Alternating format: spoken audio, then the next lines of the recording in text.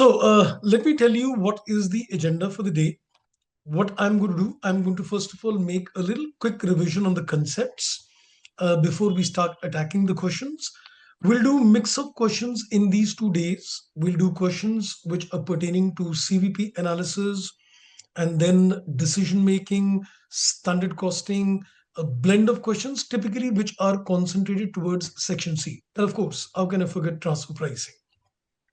So as we will do the questions, I think first we'll just pen down some few concepts so that we are, aligned with the concept, and then we'll start solving the questions with you.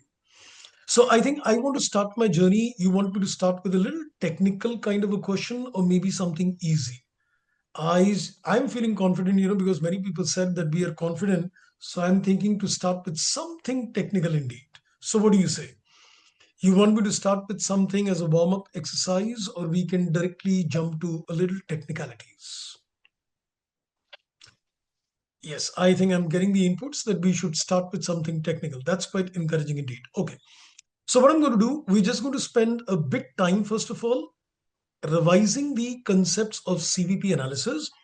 I know there might be a lot of students who have joined in today, and you might be a little new to my technique as well, because what I'm going to do, I'm just going to make some inputs. And yeah, अच्छा and then क्या करना है yeah, I इसमें think generate you का will कुछ say option something, Nahi.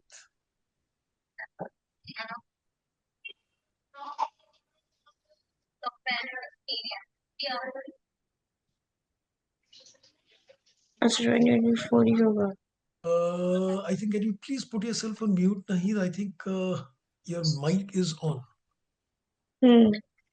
और analysis भी वो सिलेक्शन करना है I can't put yourself on a mute because I don't have the host rights. Can you please put yourself on a mute, Nahid?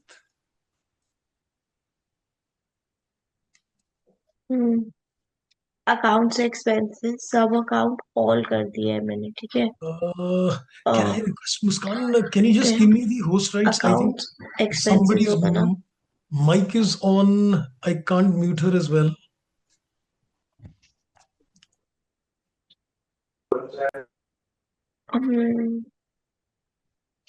Hi, Miss Nahid Rahman. अच्छा यहाँ से अगर selection Mute कर रहे हैं yourself. ना जैसे वी ए वी डी तो वो ऑटोमेटिकली यू भी नहीं था इसमें इस पर्टिकुलर एंटिटी में उसके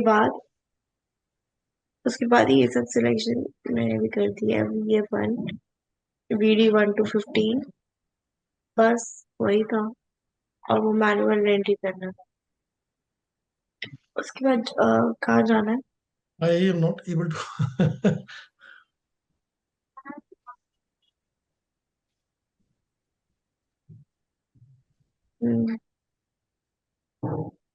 एक्सपोर्ट के बाद ये ना Are you able to hear me, Nahid? I think उसके बाद वही दो पेजेस को कॉपी I कर can't देना even है right remove her because I She is not listening to the class, sir, so no point in talking to I her. don't have the host rights and हाँ I can't do anything. Sir sir Muskan ma'am को बोलो मैंने बोल दिया बेटा. She is also not. Just give me a second.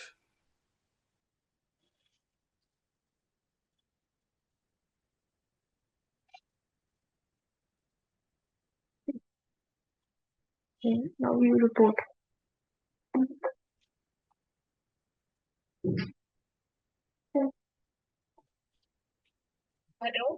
hello okay thank you Rishita I need to get on a call thank you hello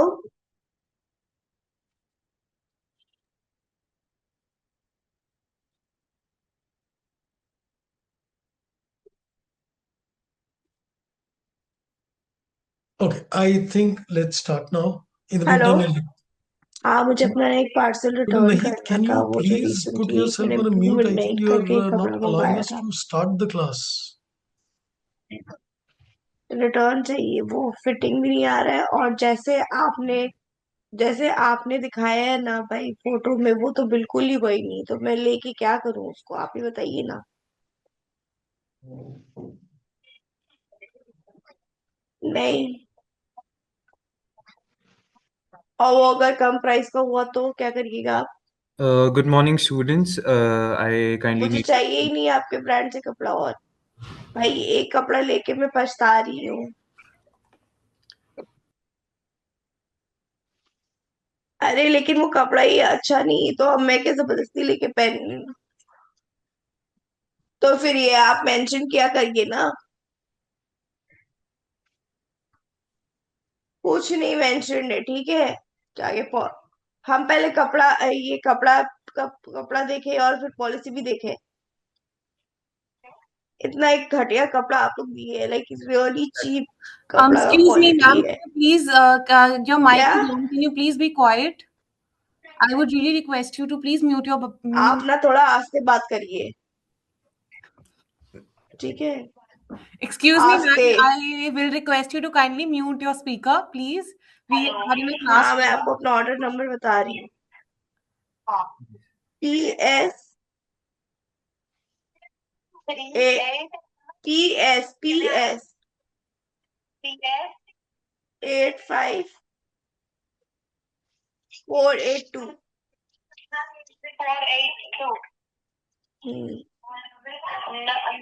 नहीद Rahman के नाम का order किया। हाँ।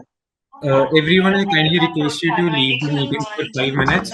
We'll be back on the same link. आपको मिल गया कोई real Kapileshwar replacement हो sir, जाएगा। I आपको kindly कोई कुछ request you to पैसा just चाहिए join back हमारी in वेबसाइट 5 exact पे तो minutes. I will write a नहीं, message in मुझे the group आपके with the link. एक क्वालिटी Thank you मैंने so much देख for ली है, your ठीक है? It is cooperation not up to the for the mark. inconvenience. Okay, लेकिन वो अभी रिटर्न तो नहीं हो सकता क्योंकि हमारी रिटर्न की तो पॉलिसी नहीं है। तो वो सुनिए ना, मैं आपको कोरियर चार्जेस पे कर दे रही हूँ, ठीक है? आप अपना एड्रेस बताइए कहाँ कोरियर करना है, वो हम कोरियर बैक कर दे रहे हैं। आप मेरा 2500 रुपया वापस करिए। नहीं हो पाएगा। अरे भाई 2500 मायने रखता है? आप क्या पागल वागल समझ रखी है हमें? लेकिन रिटर्न पॉलिसी ही नहीं है, तो फिर हम कैसे आप रिटर्न करवाएंगे, मुझे बताइए आप। आपको रिप्लेस करवाना है तो रिप्लेसमेंट हो जाएगा, ठीक है? तो आप रिप्लेसमेंट करवा दीजिए। अरे भाई कपड़ा क्वालिटी इतना चीप है, उसका 2500 लीजिएगा। इतना चीप कपड़ा का क्वालिटी है। उसका मुझे पता नहीं रहता। अगर आपको रिप्लेस करवाना है तो रिप्लेस हो जाएगा, जरूरत कुछ नहीं होगा, ठीक है? अरे वो बोली व्हाट्सएप पे कि वो रिटर्न कर देंगे। लेकिन रिटर्न नहीं हो सकता है। मैं आपको कब से एक ही बात बोल रही हूँ कि रिटर्न अवेलेबल नहीं है, रिटर्न अवेलेबल नहीं है। कोई दूसरा सूट चाहिए तो आप लोग तो ये स्कैम कर रहे हैं। तो स्कैम ही हुआ ना कि घटिया कपड़ा पकड़ा दे। आपको पैसे ले लिए और आपको सूट ही नहीं भिजवाया। आपको सूट तो भिजवाया ना, अगर इतना चीप क्वालिटी का सूट वो 2500 का है। आप कपड़ा क्वालिटी देखिए। आपने एक ही सूट लिया है, कितने सारों ने सूट लिया है, किसी को तो कोई दिक्कत नहीं आई, रिटर्न करना नहीं है किसी को। अगर आपको पसंद नहीं आता है तो मैं तो कुछ नहीं कर सकती उसमें। अरे तो क्या जबरदस्ती में लग लूं कपड़ा? पागल वागल है क्या आप? अगर आपको पसंद नहीं आता है तो रिप्लेस करवा दीजिए, ठीक है? अदरवाइज कुछ नहीं होगा। आप फॉर्म फिलअप कर दीजिए, हमारी तरफ से कॉल आ जाएगा। जो सूट चाहिए वो फॉर्म तो फिलअप किया है। क्या भाई इतने सड़े सड़े, एक क्वालिटी का कपड़ा मैंने देख लिया, ठीक है? Do you think I will trust you again? आप अपना दिमाग लगाइए ना भाई, पागल वागल समझा है हमें। एक कपड़ा का क्वालिटी इतना घटिया है, लाइक वो एकदम चीप मटेरियल होता है ना, वो है। लेकिन उसका तो मैं कुछ नहीं कर सकती। उसका आप कुछ नहीं कर सकती तो आप अपना कंपनी बंद करके बैठ जाइए, ठीक है? ठीक है, बंद कर देती हूँ नंबर, थैंक यू। अपना कंपनी बंद कर।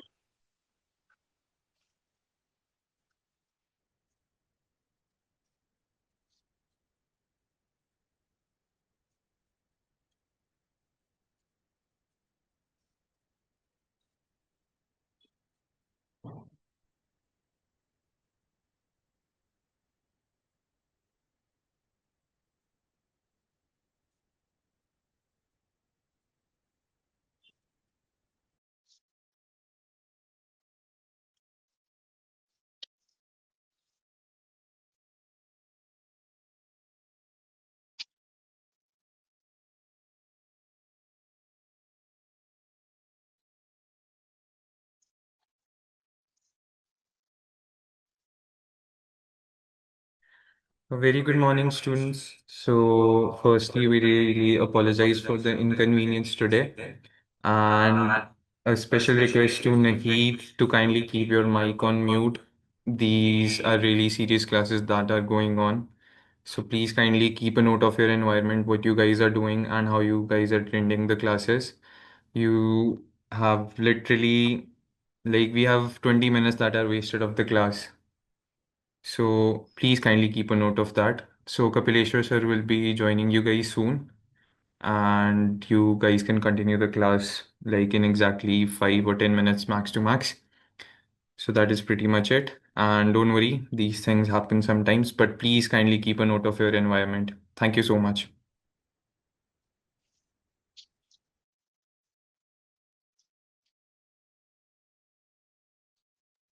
Okay, students, Kapileshwar sir is here. Once again, good morning, So friends. firstly, am I audible, sir? Yeah. Please, Okay, please. so really sorry for the inconvenience. Actually, the No. host rights couldn't be placed in the last meeting.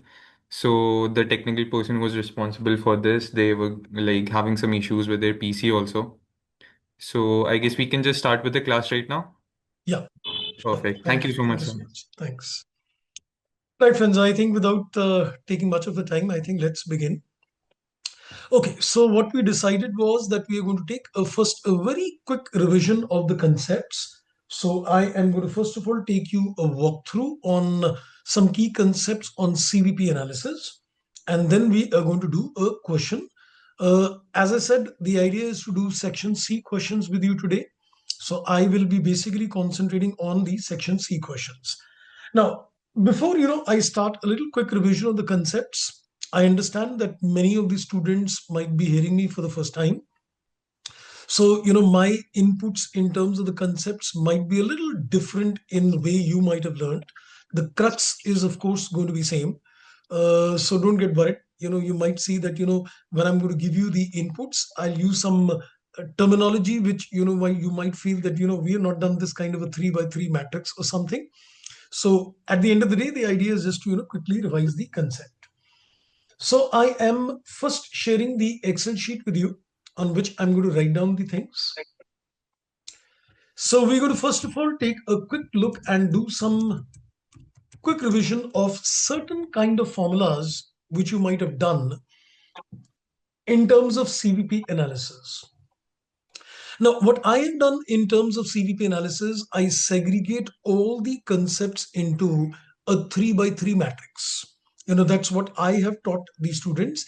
Then when you look at the CVP analysis, we start looking into a 3 by 3 matrix situation. Now, the first input, what we do is we look at different ways in which contribution is computed. So there are various ways depending upon the data given in the question through which you can calculate a contribution for a company. The first input, the way you can calculate a contribution is you take a sales and you reduce the variable cost from that. That is one simple way of calculating a contribution. The second way to calculate a contribution is that you could take your fixed cost and you can add a profit element to it. That's also how you can get your contribution. So depending upon the information in the question, either you consider sales less the variable cost or you consider fixed cost plus profit. Then there is another technique of calculating a contribution, and that is you can multiply the sales into what we call the profit volume ratio. So these are the 3 ways in which a contribution can be computed. Which one would be applied depends upon the data given in the question. Now, there is one particular question which you need to be careful on, and that is when you're applying these particular concept, you need to remember that sales minus variable cost can be taken on a per unit basis, or you can even take a total sales minus a total variable cost. But when it comes to fixed cost plus profit, it can never be applied. You can never apply the concept on a per unit basis. So don't do the mistake of considering a fixed cost per unit plus a profit per unit as a contribution per unit. This concept can be applied only in terms of totality, not on a per unit basis. And even if you're considering sales into PV ratio, this concept is also equally applicable both on a per unit and a total basis. So you just need to keep in mind the three concepts of contribution. Then what I have given is another block which I call them as master formulas. And when I look at my master formulas, this is something which can give you a lot of missing information which we are required to identify. And I have created a total of 3 master formulas for the purpose of doing the CVP analysis. The first formula which I use is that if I want the answer in terms of number of units, I want to calculate how many units the company is supposed to sell if they want to earn a desired profit of the company. So we take the number of units as fixed cost plus a desired profit. And the sum total of this is divided by the contribution on a per unit basis, which means looking at the requirement of the question, because these concepts will help you in the section A and B questions as well. So you need to basically consider that if I want to calculate how many units do we sell in order to earn a desired profit, then you can apply this particular concept. In fact, if you notice on the numerator, when you take the fixed cost plus a desired profit, you are basically considering a contribution, because fixed cost plus desired profit is nothing but it is supposed to be contribution itself. Now, let's say instead of finding the number of units, I want to get the sales in value term. So if I want what is the sales to be achieved in value to earn a desired profit, you keep the same numerator, you take the fixed cost plus the desired profit, and you're going to divide this by, instead of the contribution per unit, you're going to divide this by the PV ratio. In fact, it would not be wrong to say that if you calculate the units in the point number 1 and multiply this with the selling price per unit, you automatically get the sales. But I think if I want to get directly the sales in terms of value, then you apply the second master formula. Then we got another third master formula, and that is you multiply the margin of safety. You multiply the margin of safety. That's what you call MOS. And this is multiplied with the PV ratio. When you multiply this with the PV ratio, then in that case, you get the profits of the company. Now, which one are you going to apply is dependent upon the given situation. Okay, I'm getting a question. Is the contribution sales ratio and the PV ratio same? Absolutely. You can interchangeably use the word contribution sales ratio or a PV ratio. Good that I think you made a mention. So I think I'll just also make a mention as a note out here that when you're considering the concept of contribution to sales ratio, CS, that is contribution sales ratio, this is as good as what we call a PV ratio. Okay, that's wonderful indeed. So this is my second block, which is what I call master formula. Now, there are some more inputs which you need to keep in mind. I call them as general inputs. I call them as generalizations. Based on the learnings, we put this as a third block, that is generalization. I think somebody's mic is still on. Can I please request? I think somebody's mic is on. Please put it on mute. Okay. Now, when I look at the generalizations, I look at 3 concepts. One is I look at a profitability statement. Now, there is a certain way in which a profitability statement is prepared in terms of PM. So when you're making a profitability statement in terms of PM, the format is simple and straight. You consider, first of all, the sales, and from the sales, you reduce the variable cost, and you get a contribution. And from the contribution, you reduce the fixed cost. And once you reduce the fixed cost, you get the profits of the company. So this is how we are going to present the profitability statement. So I put it as a generalization number 1. Now, 2 mathematical generalizations which I have taught in the classes, and the one of the generalizations is that if I give you in the question that, let's say, the PV ratio, let's say if I give you in the question that the PV ratio is, let's say, 30%, I'm just assuming a figure that if the PV ratio is 30%, you will be able to reach a conclusion immediately that the remaining percentage is representing the variable cost. So if I say the PV ratio is 30%, that implies that the variable cost is the remaining percentage, that is 70. So you can generalize if the PV ratio is X percentage, the variable cost is supposed to be 100 minus X percentage. Similarly, I also use another generalization as well, that when I say that the break-even sales, or let's say if I say the margin of safety is, let's say, 20% on sale, immediately you can conclude that in this particular case, the remaining percentage, that is 80%, represents the break-even sale. So I always tell people that for a CVP analysis, these are the 3x3, that is 9 concepts which you need to keep in mind. The way the contributions are computed, 3. Then 3 master formulas. One is in terms of units calculation, one is in terms of the value calculations, and one is you multiply the MOS into the PV ratio, you get the profits of the company. And then a generalization in terms of profitability statement. And when I say PV ratio, immediately your mind flashes the remaining is a variable cost. When I say margin of safety, immediately it flashes that the break-even sales is the remaining percentage. Now, I know many of you may not have done this on a similar lines, but I think you would have at least correlated with your previous learnings on that. I think with that input, we are ready to take you to a question pertaining to this.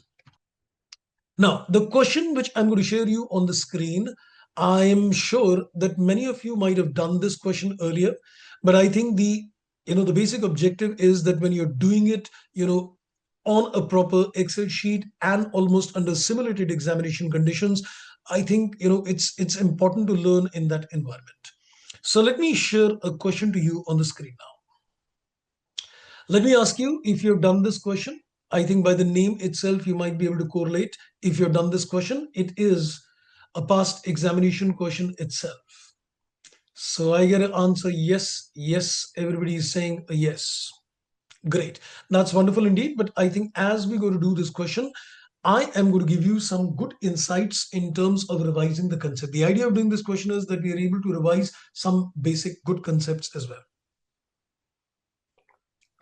So now we are going to first read the question. Now I'll also give you some inputs. When you do a question in the exam, I would also advise that when you do a question in the exam, the first thing you need to do is read the question, read the requirement of the question.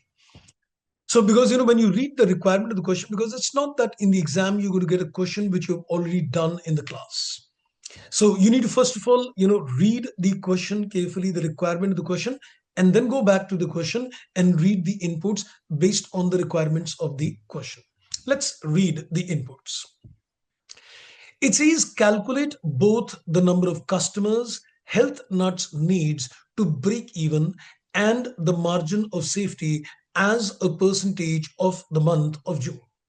Now there are 2 focus points. He's asking me to calculate a break even. He's asking me to calculate a margin of safety as a percentage, of course, a percentage of sales. And he needs it for a gym and a cafe. Now let me tell you one thing. Since you must have done a lot of questions, generally, when you calculate a break even, when I gave you the concept of the formulas, I did not explicitly make a mention about a break even, but I think it's important now to just, apply the thoughts. When you say a break even, what comes to the mind is it a single product company or is it a multi-product company? Because when you calculate a break even for a single product company, then you simply take the fixed cost and you divide it by the contribution per unit. But when you consider a break even for a multi-product company, you consider the fixed cost and you divide it by what is called a weighted average contribution per unit. So we need to be careful and look at the requirement that when he says, I want a break even and a margin of safety for the gym as well as a cafe. So we'll have to see whether gym is like a single product company or not, the cafe is like a single product company, or there is a multi-product company. I hope you won't mind as I'll put across questions when we read the inputs of the question as well. The second requirement is explain what each of your calculations in the part number A is telling you about the performance of the gym and cafe. Now he says after you have calculated the break even and the margin of safety, he wants a comment. He wants your input that what is the conclusion you can draw, if any, based on the calculation. That is for 3 marks. Then he says calculate the budgeted total weighted average contribution ratio and budgeted profit per month if it closes the cafe and opens a crèche instead. So there seems to be, some input which is telling me that I want a weighted average PV ratio. The contribution sales ratio is as good as a PV ratio. And it says I want a budgeted profit if the company is going to close the cafe and open a crèche. Then he says advise health nuts considering both financial and non-financial factors, whether it should replace the cafe with a crèche and whether the calculations in the C would provide enough information to make such a decision. Whenever you do a decision making, what is important in a decision making is there is always a financial factor and there is a non-financial factor. Decision making, especially in terms of PM, can never be solely on the basis of financial factor.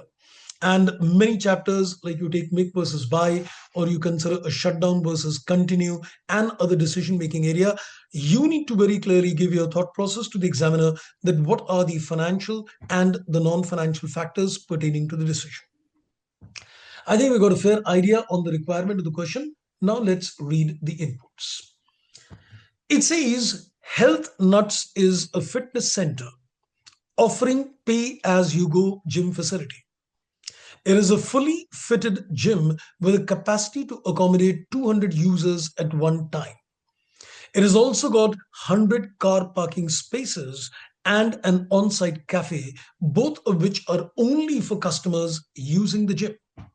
Now, there is some data which you need to process in the mind as you read. So it says that they have got a gym which has got an accommodation of 200 users at a time. There are 100 parking spaces also outside, and there is also an on-site cafe, and these can be used only by the customers of the gym. It seems that there are a total of 3 inputs. So there is number 1, you can say a gym, and then you can say there is a parking space, and then you can say that there is a cafe. It seems to me that it seems to be a multi-product company. The gym as a whole seems to be a multi-product company. Then he says the fitness center is shower facilities for customer, and the Health Nuts provide all the customers with a clean towel to use an entity. It is open 360 days, 7 a.m. until 9 p.m. Then he says customers are paying $8.4 for access to the gym. I think that's what we can call as a selling price. And then it says for 1 hour plus unlimited time in the cafe. If the customers want to use the car park, they need to pay additional $1 per visit, and 80% of the customers use the car park. So we can say that, when a member comes to the club, now let me ask you, since, most of you have done this particular question earlier, I think I am very much inclined in terms of putting some questions now to you. So my question at this particular stage is, he is telling you what a customer pays for the entry of the gym, $8.4. And then he also says that, they also pay for the car park as well, which is $1. But only 80% of the customers use that facility. Is it a single product or is it a multi-product situation? Let's, I think, first ask you that. Because when a customer approaches the gym, he's going to pay for the gym charges also. And 80% of the customers are going to pay for the car park also. So in effect, is it supposed to be a single product or a multi-product company? And that's rightly said. It is, of course, a multi-product company because you are indirectly offering 2 services. Now, another small question. We know that every customer entering the gym doesn't use the car park. So should I consider the effective selling price of the car park to be 80% of $1? Because one customer comes to the gym, but not every customer uses the car park. So can I say we should consider 80% of that one, and that is 0.8. Makes complete sense. Good. Now let's, I think, go further on this. Then he says Health Nuts has been monitoring the number of customers attending throughout each day for the month of June, which is considered to be an average month, and for which Health Nuts was open for 30 days. It is determined that average number of customers per day is 330, out of which 40 customers attended during the time frame 9 to 5. Now, at this stage, when you're reading the question for the first time, one would get, a little more skeptical. And that is, why is he telling you the information about those 40 people? I mean, as of now, I don't see that there is any relevance of the information that out of the total customers, how many customers walk in during 9 to 5 frame. Anyway, we'll see that later. Then he says the total cost of the fitness center for the June, excluding the cafe, has been recorded and analyzed as under. So he's giving you, then this particular case, it says the fixed cost and the variable cost for the customer. On average, half the customers also use the cafe in June, with an average spend per customer is 2.2. Of this spend, 60% is relating to drinks, and they've got a profit margin 60%. The remaining is related to food items, which has got a different profit margin. So the customers are using the cafe, but only half of the customers use the cafe. And we're given what they spend on an average. 60% of the spend is relating to drinks with a different margin, 40% is on the food with a different margin. And the specific, now that's a very interesting word, that there is a specific fixed cost which is associated with the running of the cafe. Now, when it comes to the specific fixed cost, what should come to the mind is that this cost is going to be incurred only when you are going to run this cafe. If I am going to close this cafe, I'm not going to incur this cost. Because specific fixed cost means something which is incurred only when you operate, irrespective of the capacity at which you operate. But if you shut down the cafe, then this specific fixed cost will not be incurred.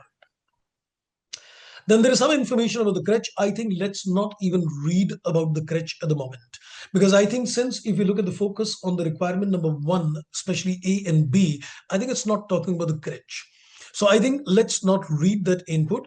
So we can see now the focus is to calculate a break-even and margin of safety for the gym and the cafe. Now, let's begin. So I think I'll put the number as well. So this is question number. I've taken it from Kaplan, so I'm just putting it out here. So this is question number 265. And this is called by the name Health Nuts. Now, it's a good idea in the exam. I know time could be a constraint, but you must, one thing which is very important is in the exams, your working notes need to be very, very clear. Because sometimes people feel, that this data is directly seen. Why should I, spend my time organizing the data? No. Trust me, if your answer goes wrong, but if your working notes are clearly eligible, you are going to get good marks. So please do not compromise in terms of presenting the data, in terms of presenting the answer. So I'm going back to the input. It says we need a break-even and margin of safety for the gym. So let's, I think, first concentrate on the break-even point. So we need a break-even point and we need a margin of safety. So I'm just highlighting that. And we need it separately for 2 points. We need the break-even and margin of safety in terms of gym and cafe. So this is gym, and then he's asking for cafe. Now, a quick questions to you at this stage. We've already seen that there are 3 service, or you can say 3 sale points. Number 1, it's a gym. Number 2, it is a parking space. And number 3, there is a cafe. But when you look at the requirement of the question, he is only asking you about the gym and the cafe. He is not asking you about the parking space. So is he indirectly trying to tell me that you need to club the gym and the car park? Because the focus is in terms of calculating, it says a break even for the gym as well as for the cafe. But he's silent in terms of the parking space. So is the parking space going to be clubbed with the gym? When you're going to calculate a margin of safety and a break even, so are you going to club the parking with the gym? And that makes complete sense. Yes, that's what we are going to do in this particular case. So let's begin the data. So what I'm going to do, I guess I'm just going to make a gym, and in the brackets for my and the examiner reference, I will say this is including the parking space as well. This is including the parking space as well. Now, let me first organize my break-even point. Can I say break-even point is going to be fixed cost divided by... Now, another question what comes to the mind is, are you going to consider a contribution per unit, or are you going to consider a weighted average contribution per unit? So we are going to consider a contribution per unit, but we are going to club. We're going to club the concept of the gym and the parking space. So let me at least write it for the time being, contribution per unit. So put it as contribution per unit. Now let's organize the input. Let's first organize the data. You can even tell the examiner that this is organizing the data. So we'll tell him that yes, I am organizing the data at the moment. Okay, so let me first organize my contribution per unit. Let me first organize my contribution per unit. Let me go back to the question. So we can see the data. It says in the second para, customers are paying $8.4 for access to the gym for 1 hour. Now remember, this is supposed to be on a per hour basis. So let me take the selling price. So organizing the contribution, I'm taking the selling price, which is for the gym. And this is given to me, it's $8.4. And then we can also organize for the parking. And as far as the parking is concerned, let's go back. So we are paying $1 per visit, but only 80% visit the car park. So we can say that the selling price out here is going to be 0.8. Show to the examiner the breakup 1 into 80%. And we'll just make a mention that this is the effective selling price. This is indirectly the effective selling price. Okay, so I think this takes care of the input as far as the selling price is concerned. Can I add the two selling price together? Though let me scare you. Can I say the fees for the gym is on a per hour basis? The money which is charged for the parking space is on a per customer basis. So do you think I can add the two? Maybe I'm trying to confuse you. I know you've done this question earlier, but I think just for a clarity of thoughts, the charge for the gym is on a per hour, and the charge which is there for the parking is per customer. So can I afford to add 8.4 and 0.8? What do you say, yes or no? So I get the first answer no, and I get another answer no, and I'm getting more answers no. I think I've confused you and scared you.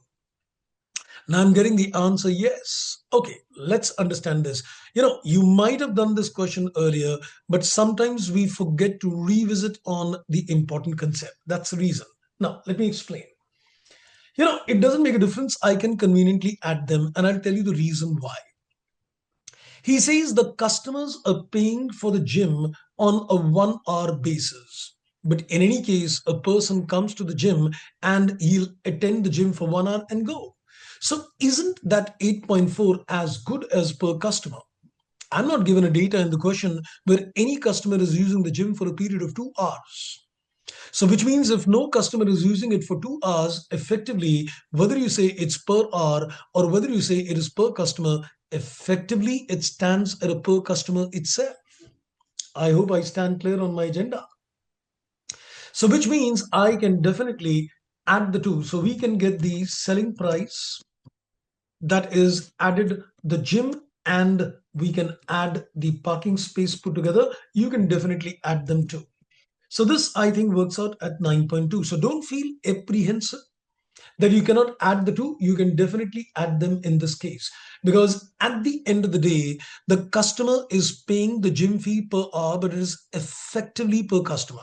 I'm sure the examiner is not going to, give you a question where he tells you how many customers use the gym for 2 hours, how many customers use it for 1 hour. That would unnecessarily complicate the situation. Okay, this organizes the selling price. Now it's time to organize the variable cost per unit as well. So let's organize the variable cost. And if you notice, I am nowhere making any mention that it is per customer, it is per hour. I'm just keeping it simple. So I think even for the variable cost, let's not make it per unit. Let's keep it as variable cost. Let's go back. Now, if you notice, it says the total cost of the fitness center. It says the total cost of the fitness center. Now, when I say the total cost of the fitness center, you can see it's given per customer. Aha, I love the idea. So when it says it is supposed to be per customer, is this the variable cost for the gym and the parking space put together? The logically speaking, there will be no variable cost attached as far as the parking space is concerned. But when he says this is the total cost excluding the cafe, that is very clear that this cost structure is meant for both the gym and the parking space put together. Great. So I think we can take this as 1.2. So this comes to 1.2, and I'm sure now you can calculate the contribution per unit. So let's see the contribution per unit. That comes to 8. I think I've organized my first input. To calculate my break-even, we've done the calculations, organized the contribution per unit, and now we can take the fixed cost as well. Now, as far as the fixed cost is concerned, that is very clearly stated in the question. The fixed cost is supposed to be 48,000. So this is supposed to be 48,000. I guess I am well organized with the data as far as the break-even goes. So I think now we can come back and calculate a break-even point. So this is going to be fixed cost 48,000 divided by the contribution, which is 8. And I guess this comes to 6,000. By the way, is this 6,000 supposed to be what? Is it customers? Is it units or what? So when you say that this is the break-even point, so is this break-even point supposed to be in terms of units, in terms of customers, or what? At the end of the day, we are looking at customers. So I think we should call this as customers. Makes sense. So this is going to be the break-even in terms of customers. I think my first requirement is done. The break-even point is done. Now we need the margin of safety. Now, what is the margin of safety? Margin of safety is supposed to be sales minus the break-even sales. Margin of safety is supposed to be sales minus the break-even sale. Now, when you consider the margin of safety as sales minus break-even sale, the break-even sales is already there with me. But let me also ask you something. In order to calculate a margin of safety, can I consider the sales in units and also consider the margin of safety in units? Because you can calculate a margin of safety in value terms, you can calculate a margin of safety in unit terms as well. Since we've taken a break-even in terms of units, we're going to organize the sales also in units. Now the question rises that what is my sales? What is my sales in terms of number of customers? So I think the first thing which I need to organize for the calculation of my margin of safety is I need to first of all locate what is the number of customers. So let's get the number of customers now. Now, as far as the number of customers are concerned, we are given a very clear-cut data in the second para. It tells me that it is determined that the average number of customers per day is supposed to be 330. And then it says 40 customers come between 9 to 5. I think that's an irrelevant information at the moment. So we can say that there are 330 customers, and how many days are we operating? That is given on the above information. So we are operating 360 days and there are 330 customers coming every day. So can I say, if I want to calculate the number of customers, we can say 330 into 365. So let's see what is the number of customers in this case. But, I think we're calculating all this data for a month of June, I guess. Yes, so not 365, no, but I think we're calculating all this for June. So we can't even afford to consider 365 or 360. It says we need a break even for the month of June. So when it says we need for the month of June, so I think we need to consider 30 days. That's right. So we're going to consider 30 days. So this comes to how much? I think 9,900, I guess. So I think with this, we are sorted. I think we are now very comfortable position to calculate the inputs. So we can come back on the margin of safety. The margin of safety is supposed to be the sales, that is 9,900, less the break-even sales, that is 6,000. And I think this works out at 3,900. That is the margin of safety in terms of number of customers. Okay, now I think everything is sorted. We can now even express the margin of safety as a percentage, because he's asking you to calculate a margin of safety as a percentage of sales. Though he did not make a mention that we need a margin of safety as a percentage of sale, but whenever you express the margin of safety, it is always expressed in terms of sales. What is the use of that 40 customer? As of now, there's nothing, because there is nothing which is given how it is going to affect. Maybe when we read the data for a crutch, it becomes useful, but as of now, it's an irrelevant information. So I think you gave me it's 39% is the margin of safety. Wow. Now, if you start looking at the inputs, you might feel a bit scared looking at how much we have covered so far. We just answered 3 marks question. Oh my God, you would say 20 minutes and you answer only 3 marks. That's going to be bad average. Trust me, I've taken some bad questions for the day to give you clarity of thoughts. So do not judge yourself in terms of the fact that if this question is taking time. The idea is also to do the questions and make some good concept revisions as well. Now, this is for the gym. We need to repeat this exercise now for the cafe as well. So now let's organize the data for the cafe. So as far as cafe is concerned, I think I just need to organize the data. So I'm just going to take the advantage of all this. And let me just, do a cut, copy, paste, because when you're doing Excel in the exams, you can definitely take advantage. So the formula of the break even, of course, remains the same. Now we need to organize the contribution. Let's go back. And I think as far as the cafe is concerned, everything is given in the end. It says on an average, half the customers use the cafe in June with an average spend which is given. And 60% is on the drinks and 40% is on the food with different margins, etc., etc. So I think let's do one thing. Let's directly organize this. So let's see what is the spend per customer. So we given the spend per customer is supposed to be 2.2. And we given what do they spend in terms of drinks. We given what do they spend in terms of drinks and what do they spend in terms of food. So we are given the instructions in the question that what we are spending in terms of the drink is 60% with a 60% margin. So can you give me what is 60% of 2.2? So 60% of 2.2 is what they're spending on the food, on the drinks. That comes to 1.32. Great. And let's also get what is 40%. So 40% would be the remaining, I guess 0.88. That's right. So this gives me the input in terms of the breakup of the selling price. So this is like the selling price.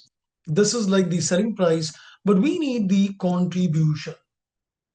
We need the contribution on a per unit basis, and I think we can conveniently get the contribution as well.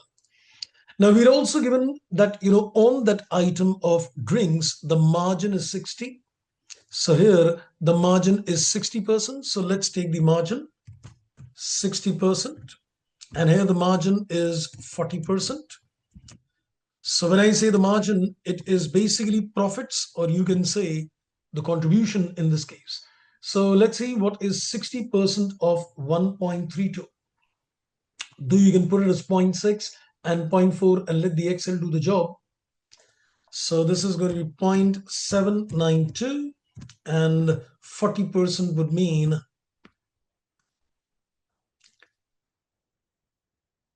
so 40% of 0.88 would mean 0.352. Great. Now, can I add these two contributions together? In any case, it is a billing of a customer with items which are having a different margin. We can definitely add them up. So let's add this up. So we're going to get the sum total. This is the contribution. So indirectly, my contribution per unit is done.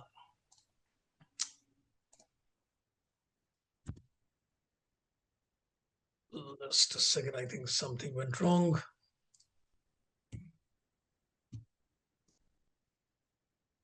So we get the total. This is the contribution per unit. Let me put this out here. This is the contribution per customer. This is the contribution which is on a per customer basis. This is done. Now we just need to organize the fixed cost as well. And just for reference, we are going to put it across that this is a specific fixed cost as instructed in the question. The specific fixed cost of running the cafe is given to me. It is 3,600. So I think we are good to go in terms of calculation of the break-even point. So the break-even point is the specific fixed cost 3,600 divided by 1.144. So let's see what is the break-even point in this case. So 3,600 divided by the contribution. Let's see what is the break-even.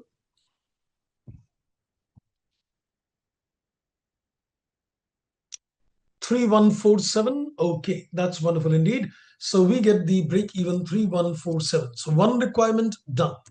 Then we also need the margin of safety. So to make it consistent, let me just copy this. So we can get the margin of safety. But I think first I need to organize these sales. So if I need to organize these sales, I think now we are also given how many people. 3,149 is it or 3,147? I'm getting two different answers. 3,147. Okay, that's fine. Okay, now we look at the sales in this particular case. Now we are given that it says on an average only half the customers use the cafe in June. So we can say if I want to find out the number of customers, you've already got the number of customers in the gym. I think that was 9,900. And only half are coming to the cafe. So that I think comes to 4,950. So I think with this, we can easily get the margin of safety. So this is going to be actual sales. That is 4,950 minus the break-even sale. That's 3,147. And you're going to get the margin of safety. And then we can express this in a percentage. So 4,950 less 3,147, that's 1,803. So we can express the margin of safety as a percentage of sales. So this is going to be 1,803 divided by 4,950 into 100. So you're going to get the percentage in this case. So let's see what is the percentage we're getting. 36% approximately. Okay. So this is coming to approximately 36%. Okay, wonderful indeed. So I think we have done the inputs in this case. That was pretty good, pretty straight indeed. Let's now come back on the requirements. What have we answered so far? We're done with 5 marks. So it says calculate both the number of customers needed to break even and the margin of safety for the gym and the cafe. So one requirement A, 1 and 2 is done. Now let's go to the next one. That is the point number B. Now point number B is not a computation, but it is just giving you an analysis of the comment. It says explain what each of your calculations in A is telling you about the performance of the gym and the cafe. Anything which you would like to make a mention, looking at the data, what we can see quickly is that margin of safety for the gym is around 39%. Margin of safety for the cafe is around 36%. So any specific short comments would you like to make regarding the performance of the company? Let me put it like this. Margin of safety, lower the better, higher the better. Margin of safety is supposed to be higher the better or lower the better. And that's right. Higher the better would make sense. Now, let me give you some more insights on that. What does a margin of safety around 36 or 39% represent? Let me make a statement. Can I say this means that your sales could drop by almost 1 by 3 before you will start making no profit, no loss? When you take the margin of safety as a percentage of sale, it could be interpreted that what is the fall in the sales value before the company makes no profit, no loss, which means effectively this company has to come down to around 36% or 39% before it is going to make no profit, no loss. So is the fundamentals of the company strong? Considering that you need a drop of almost 40% in terms of gym, you need a drop of almost 36% in terms of cafe before they make no profit loss? Yes. So I think I'm just going to put something simple and straight without putting too much inputs in point B. So we can say in terms of point B, we can say there needs to be a drop of almost 40% in case of gym, and 36% in case of cafe, before they become loss-making units. So I think considering that part that the drop is required is quite high, so we can say the performance seems to be quite good. The performance seems to be quite good in this particular case. Great. So I think that takes care of the input on this. Please repeat about the margin of safety. Okay, let me put this again on the margin of safety. When you say that the margin of safety is, let's say, 40%, that means that if your sales will drop by 40%, then you come to no profit, no loss. Because margin of safety means that you are almost 40% more. So the margin of safety is indicated that what is the level of drop you can afford before the company earns no profit, no loss. Great. Okay, now let's come to the next requirement of the question, and that is the requirement number C. It says calculate the budgeted total weighted average contribution sales ratio and the budgeted profit per month if it closes the cafe and opens a crèche instead. Now I think we need to read the requirement of the crèche, because now there seems to be a proposal where he says that I want a weighted average PV ratio, contribution sales ratio, and I need a profit per month if you shut down the cafe and if you open a crèche. So now let's, I think, go to the crèche inputs as well. It says, after reviewing all the above information, the manager of Health Nuts has put together a proposal to close the cafe at the fitness center and convert it into a crèche for children. The first thing which is coming to my mind is, I don't want to use those words, but can I say it's a very stupid idea? Sorry. But when it gives you the inputs that you're going to close the things of cafe and you're going to open a crèche for children, don't you think so? It's one of the most weird idea which can be implemented. What do you say? And I'm not thinking out of the blue, because in this case, in point D, when he says that you need to understand the financial and the non-financial factors as well. Imagine in a practical life situation, would you ever imagine going to a gym where there is a child crèche as well? Parents bringing their children and they put them in the crèche while they exercise. I think it's not a very brilliant idea. Financially, it may be sounds good. And then, if you keep hearing the noise of the children, they get cranky and you keep hearing the noise. You know what I'm trying to say. So I think it's not going to be a really good, encouraging environment as well. So I think all that you can make a mention in point number D, when it says advice on the financial and non-financial grounds. It says whether we should replace the cafe with a crèche and is the information enough. So I think that comments can be done later. So now let's, I think, come back on the input. So it says, after reviewing all the above information, the manager has put a proposal to close the cafe and the fitness center and convert it into a crèche for the children. This would mean that parents would leave the children in the crèche while they use the fitness center between 9 to 5 only. I think now it's, giving me a hint that earlier when we were reading the question, he was telling us how many customers are coming during this time block. So can I say only these customers can leave the children in the crèche? Because customers who are coming in the slot after 5 p.m., they will not be able to put the child in crèche. So I think this information is relevant when you go to the crèche situation. So it says out here, this would mean that parents could leave the children in the crèche while they go to use the fitness center between 9 to 5, and the charges for the crèche is 4 per child per hour. Then he says initial research suggests that customers have got an average 2 children each. Okay. So if you're charging a total of $4 per customer and every customer has got on an average 2 children, can I put it as 8 per customer? Instead of calling the selling price as $4 per child, is it better to call this at 8 per customer? Because everyone has got 2 children. So in effect, it becomes $8 per customer. Makes sense.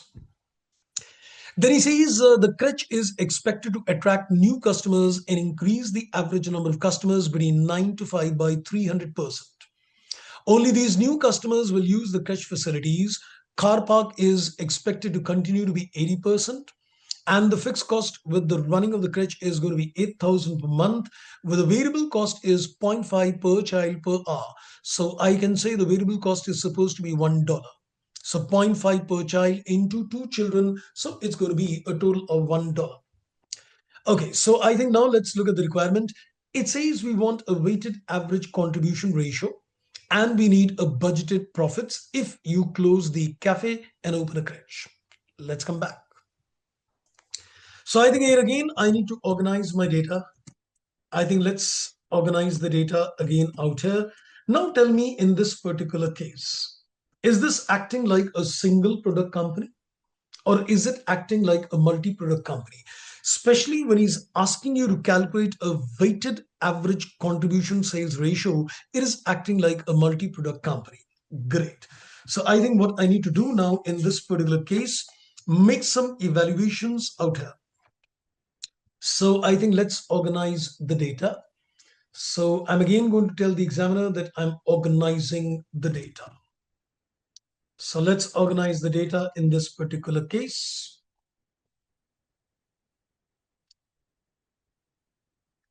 So in this case, let's organize the data. So we have, first of all, a gym. And this is, of course, including the parking space. This is including the parking space, and we've got a cafe. So I think a lot of data regarding the gym is already organized. Now we're not concerned with the, sorry, not cafe, crèche. It's not cafe, but it is the crèche. Okay, so let's organize the data. I think we already have the selling price. So we already have the selling price per unit. So let's pick up the selling price per customer. Let's not write per customer. That was how much? I think 9.2, if I rightly remember. So I think the selling price out here was, I guess, 9.2. Yes. And we can even take the variable cost as well, organize the fixed cost as well. And what was my variable cost for the gym, including the parking space? That was 1.2. Great. So we can get the contribution, that is 8. So the contribution is supposed to be 8. And let's now also organize the inputs in terms of the crèche. Now, as far as the crèche is concerned, we are given the inputs that we are charging 4 rupees per child per hour. So I think that we decided it's going to be 8 per customer. And we are also given that we are going to incur a variable cost 0.5 per child. So it's going to become 1. And therefore, this is going to become 7. And then let's organize the fixed cost. The fixed cost for the crèche is supposed to be 8,000. And what was the fixed cost for the other one? So what was the fixed cost for the gym, including the parking space? That was 48,000. Okay, that's wonderful indeed. So I think this organizes my data to begin with. Now, let's go back to the requirement very carefully and see. It says we need to calculate a budgeted weighted average contribution sales ratio and the budgeted profit per month if you close the cafe and open a crèche. Now, the good question now coming out here is, if I just go back on the data, are you going to incur any cost relating to the cafe? Especially, I'm talking in terms of the fixed cost. Where he says that this fixed cost is supposed to be something which is specific in nature. So if you're going to shut down the cafe, can I say no selling price, no variable cost, and no fixed cost? Is the thought correct? Because it is specific in nature. So if you shut down the cafe, then there is going to be no sales, no variable cost, no fixed cost. Correct? That's right. Okay, now I think let's go back on the data. So I am now going to organize my weighted average. So I think first we also need the number of customers as well. I think now there is a need to organize the number of customers. Is there any change in the number of customers in this case? So it says only new customers will use the crèche and the car parking continues at 80% and the fixed cost, blah, blah, blah. So I think there is no change in the terms of number of customers. So can I say number of customers using the gym was how much? I think 9,900 if I remember. And I think those using the parking space was supposed to be, I think, 4,950, I guess. So let me just, I think, put this here.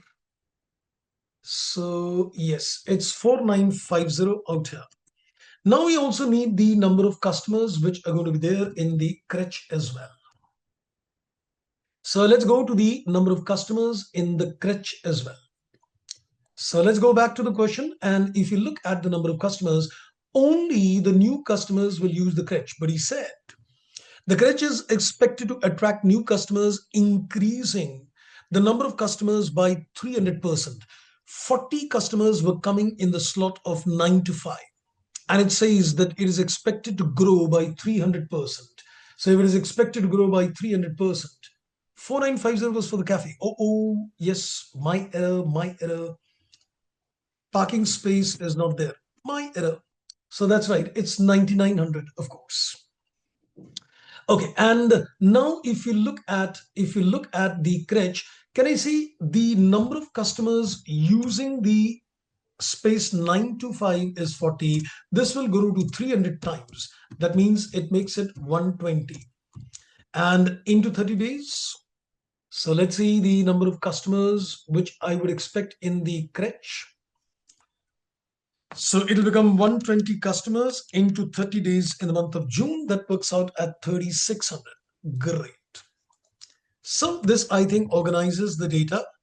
I think now I am in a good position to organize things in terms of totality. Now, the question is asking me a weighted average contribution sales ratio and a profit. So I think we can first make calculations on the profit. Let's, I think, first make the calculations on the contribution. Let me just give the heading profitability. Let's look at the profitability statement. So based on this data, let's organize the profitability statement first of all. Can you explain the crèche customers? Okay, let me just come back on the detail. So it said that, only new customers will use the crèche. So we are given in this particular case that there is an increase in the average number of customers between 9 a.m. to 5 a.m. by 300%. So the total number of customers would become 40 plus another 300% increase. That makes it 160. Now, we need to be careful that it's the word by. That means the increase is going to be 3 times. 40 into 3, that makes it 120. And only these new customer, that is 120 customers, will avail the facility.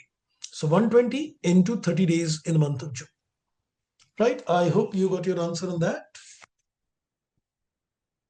Okay, so I think this is done. And profitability statement will be on a per unit or total. Well, we're going to make this on a totality basis, multiplying with the number of customers also into account. So let's pick up the contribution. Let's pick up the contribution. I think I'm showing the workings. The contribution is supposed to be 8 into 9900 plus it's going to be 7 into 3600. So let's see what is the contribution in totality. I've taken the gym and I've taken the crutch put together. So let's see what is the contribution in totality. Though I'll need the sales as well. So I think let me do one thing. Since I need a PV ratio, let me also take the sales. The sales is going to be 9.2 into 9900. And plus we can add the sales is going to be 8 into 3600. So let's also get the sales data as well.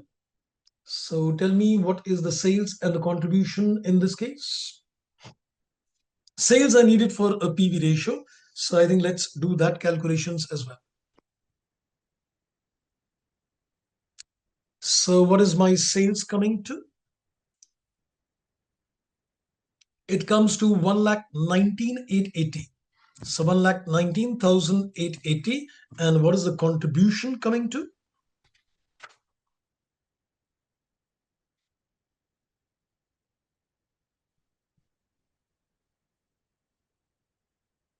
And I think, oh, okay, let me also pinpoint, I think we went a little wrong. The gym will increase now. The gym will also change. The new customers added, the new customers getting added. So gym will change. I think we forget to consider that.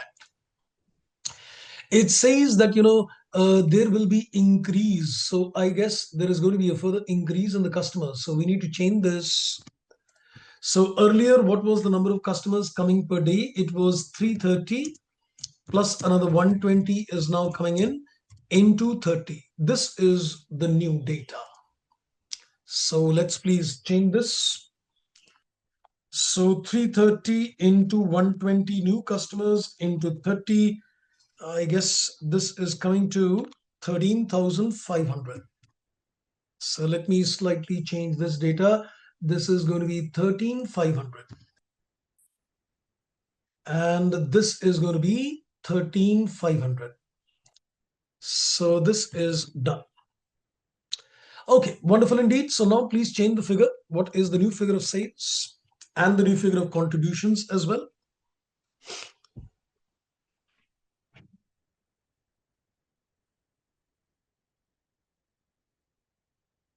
So 1,53,000 is the total sales, right? Right. So that is the total sales, 153. Great. And let's get the contributions as well. That's 133,200 is the contribution. Wonderful. And then I think we can take less the fixed cost. The fixed cost in this case is 48,000 and plus we've got 8,000. So this comes to a total of 56,000, I guess. So we can get the profits of the things as a total. So the profit works out at, this is the profits, that is 77,200. Wonderful. So I think this answers only one requirement of the question, that is the profitability. We also need the weighted average PV ratio as well. So let's calculate the weighted average PV ratio. So in terms of the weighted average PV ratio, can I take the contributions, that is 133,200 divided by the sales of 153? Would that be correct? Yes, of course, that's a total contribution. So you can simply divide this 133,200 divided by 153 into 100, and we get the weighted average contribution ratio as well. So how much is the weighted average PV ratio? 133,200 by 153, I think is coming to around 87.06%, I guess. Great. Approximately 87%, that's right. So now let's go back to the requirement of the question and see that are we done with the third requirement or not. It says calculate the weighted average PV ratio, done. Budgeted profit, done. And then it says advise in the part number D. So C is done. Now we need to advise on financial, non-financial considerations, whether we should replace the cafe and crèche. I think for financial reason, do I need to make an existing profitability statement as well? Because if you want to see that closing the cafe is a good or a bad idea, you need to compare the profitability statements as well. So I think we need an existing profitability statement. Let me take this structure. We'll just take this structure and just fit in the data. So this is for the part number D. This is for the part number D. This is the profitability statement when you open the crèche. And this is the profitability statement we are making when we are going to continue with the cafe. So now let's, I think, take the data. We need to change the data. This is, I think, 9.2 into 9,900 now. And what was the amount earning from the cafe? What was the contribution we are getting from the cafe, if you remember? Look at the data above. So what was the cafe, what we're getting? 1.44. And I think this was 4950, I guess. This was, I think, 4950. That's right. Okay, wonderful indeed. So this is done. Now let's change the sales. Let me change the contribution as well. The contribution in this case, this is going to be 9,900 again. And this is going to be, what was the contribution? It's 1.14. Oh, so this is 1.14. No, sales was 1.14, right? Selling price was 1.14. Contribution is how much? I think I need to go back to see the data. So this was, no, that was okay, that was 2.2. Selling price was 2.2. So this is not 1.14. This is 2.2. Okay. Then let's see the contribution. The contribution is supposed to be 1.14.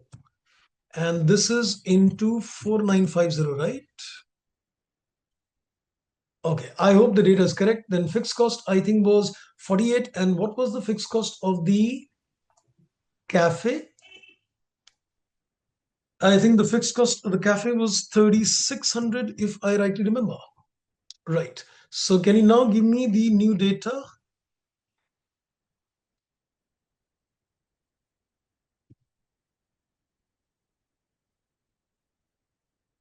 So let's see what is the new data. So this is what? This is coming to, of course, 51,600. That is the fixed cost.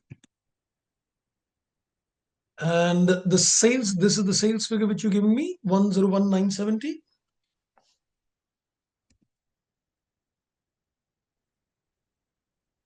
Okay, and then give me the contribution, 84,843. Okay, that's right. So this is 33,243, 88, 84, 843. Okay, that's great. So I think this gives me the profitability as well. So I think the profitability is definitely substantially gone up. Because if you look at the profitability based on the crèche, it is 77,200. So I think I'm just going to put, in a simple manner that if you look at financially, can I say it is viable? But if you look at the non-financial factors, can I say this is, in short, you can give your story, but I think I can say that it is, it is concerning. It is concerning. So I'm just not giving the details. You can make your own stories and tell the examiner that it is pretty concerning. How can somebody think of such weird ideas of, opening a crèche and instead of, a cafe? People can still eat after exercise, but they're not going to bring the children to the cafe. So that, you can keep writing. Okay, so far so good. So I think all the requirements of the question stands done. I think we're done with the CVP analysis. It took us almost, I think, around 1 hour or so to do this question. But I'm sure now you must be feeling a little more confident. I think the key connects would have got connected on this case as well. Okay. Now, what do you want me to do? The next one, I think what I am planning to do is a question on a decision-making area, maybe. So I'm thinking, first of all, to give you, so when commenting on the non-financial factors, can we use the logic we use in a balanced scorecard? Well, balanced scorecard, of course, evaluates things on a non-financial parameters. But my concern is in this kind of a question, how are you going to get a data which is available in a balanced scorecard? That is, that's another input which is there. Because balanced scorecard has a different perspective in terms of evaluation. And in these kind of questions, I don't think so that kind of data might be available as well. Okay, so now let's do one thing. Let's, I think, go to the decision making. And I think in terms of decision making, what I feel is one of the pertinent areas is relevant costing. So I think we need to first take a quick review in terms of, the relevant costing factors. What factors do you consider when you consider material, when you consider labor, etc., etc. So we can maybe first do a quick recap of the concepts, then do a question on that area. Is that a good idea? We do a question on a relevant costing, but first do a little quick revisions on the concept. Okay, so let's begin with the inputs on this. We're going to first make some quick revision notes on this area. So let me come back. I'm just now going to use a board. So, but why a board? I'm just going to make some quick charts on the relevant costing. I am going to take your help as well. So I'll put some questions to you and you can start watching me on those areas. So I am first of all focusing on the concept of a relevant cost. When I look at the concept of relevant cost, what comes to my mind is different elements of cost: material, labor, variable overheads, and fixed overheads typically. So I'm going to make 4 quick charts, quickly revising the concepts that when you consider material, labor, variable, and fixed overheads, what are the key considerations? Then we do a question based on that. So let me give you a structure that when you look at material, I would say there are typically 2 situations. Number 1, we can say in terms of material, it is not in stock. It is not in stock. Can I say if it is not in stock, is it to be specifically purchased? If it is not in stock, it needs to be specifically purchased. And if it needs to be specifically purchased, can I say I need to consider what we call replacement price? What is relevant for decision becomes the relevant price. The next is that it is already in stock. The next one is that it is already in stock. You already have this in stock. Yes, you call it as a current purchase price or you call it as a replacement price, means the same. Now, when you say that it is already in stock, then there can be 2 permutations, combinations which are possible. And one of the combinations is that it is already in stock, but it is in regular use. It is much in regular use, or it is not in regular use. We don't use it. It is there with me in the stock, but it is not regularly being used. Now, let me ask you that if it is not in regular use, does this mean that it is sunk? So when you say that it is not in regular use, this means that it is supposed to be sunk in nature. And when you say it is sunk in nature, then what is the cost considered in decision making? Can I say in this case, we need to consider the opportunity cost. And when you consider the opportunity cost, can I say in this particular case, the opportunity cost is what? If you've got 2 opportunities, you will consider the greater of the 2 or the lower of the 2. So if you've got 2 opportunities in life, then you're going to take the higher of the 2. Correct. So opportunity cost will be the higher of the alternatives. So whatever is the higher of the alternatives, we're going to consider the higher of the alternatives as an opportunity cost in this particular case. Okay, now let's go further. If it is in regular use, then there is a possibility that, it may be in short supply. So it may be in a short supply, it may not be in a short supply. So if you say it is in a short supply, or you say, no, it's not in short supply. So when you say that it is not in a short supply, then what is the relevant costing in that case? Because if it is not in short supply, you're going to procure it from the outside. And if you're going to procure it from the outside, can I say in this particular case, what will you consider? You cannot take the book value of the stock in any case in decision making. You may have it in stock, but you may, administratively use the same stock. So what is going to be the relevant cost if it is not in short supply? Silence on that. Replacement price again. It is going to be the replacement price again in this case. And if it is in short supply, then tell me what are you going to consider? Of course, the replacement price, but then you will also have an opportunity cost as well. Because you'll have to forego the opportunity of earning some money. So there will be an opportunity cost OC as well. That I think connects the dots in terms of the first input, that is material. Okay, now let's go to the next one. Now let's consider as far as labor is concerned, and let me also give you a connect. Can labor be sunk? Humans are never sunk in nature. You may call them as sunk, but they're technically not sunk in nature. So labor is never a sunk resource. So labor is never a sunk resource. So we do not consider that labor is supposed to be a sunk resource. Now, in terms of labor, there will be two situations again broadly.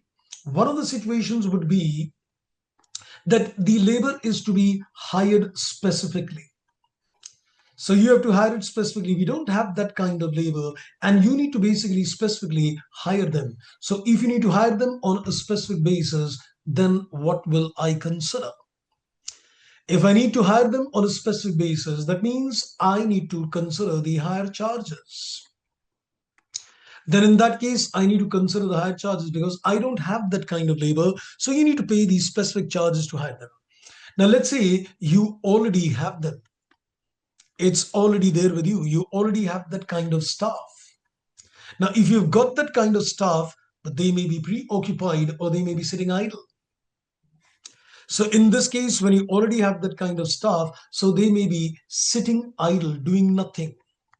So if they're sitting idle, of course, I'm assuming that in this particular case, my surplus capacity is equal to or greater than what is required.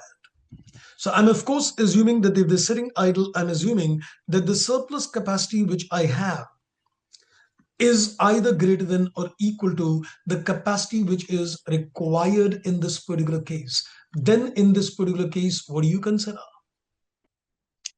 The workers are sitting idle, and in this particular case, I have enough capacity. That's right. We're going to consider nothing because I'm going to be nothing. So nothing will be taken for decision. But they are not sitting idle. They are already fully occupied. They're already fully occupied in life. So if they're fully occupied in this particular case, that means you need to hire them. That means you need to hire them. So can I say if you need to hire them, then there is again two situations. Can I say if you need to hire them in this particular case, they are easily available. They're easily available in this particular case. Or we can say that they are in short supply. They're not available, but they are in short supply. So now tell me if they are easily available, then what will you consider? If they're easily available, then what will you consider? Yes, I'll consider the higher charges again. And if they are in short supply, I am going to consider the higher charges. I'm going to consider the higher charges, and I'm also going to add the OC, that is the opportunity cost as well, because you have to cut down and in this case have an opportunity cost. Great. So this is as far as labor is concerned. Now let's go to the third one, that is variable overheads. Can I say variable overheads always relevant for decision?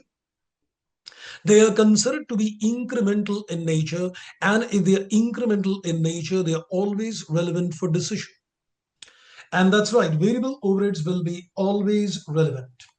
because we will always consider that they are incremental in nature, and if they're incremental in nature, they're always considered relevant in nature. And can I say, as far as fixed overhead is concerned, can I say they are always irrelevant in nature? Unless mentioned otherwise, they're always irrelevant unless there is incremental cost. So we can say they're always irrelevant unless there is incremental cost. So if the examiner tells you that there is any kind of incremental cost attached, then we are going to consider that part. It's like a step up fixed cost. No. Step up fixed cost, I think, is something different. Here we are saying, that if you're incurring an X money, even if you accept the order, in any case, we will not incur any additional cost. Nothing becomes relevant in nature. And remember, when you get questions in terms of quoting a minimum price for the order, when you get a question to quote a minimum price for the order, your minimum price is going to be only equal to relevant cost. We're going to charge the customer, which is on a cost to cost basis in this case. Well, I think that gives us a connect in terms of the relevant costing as well.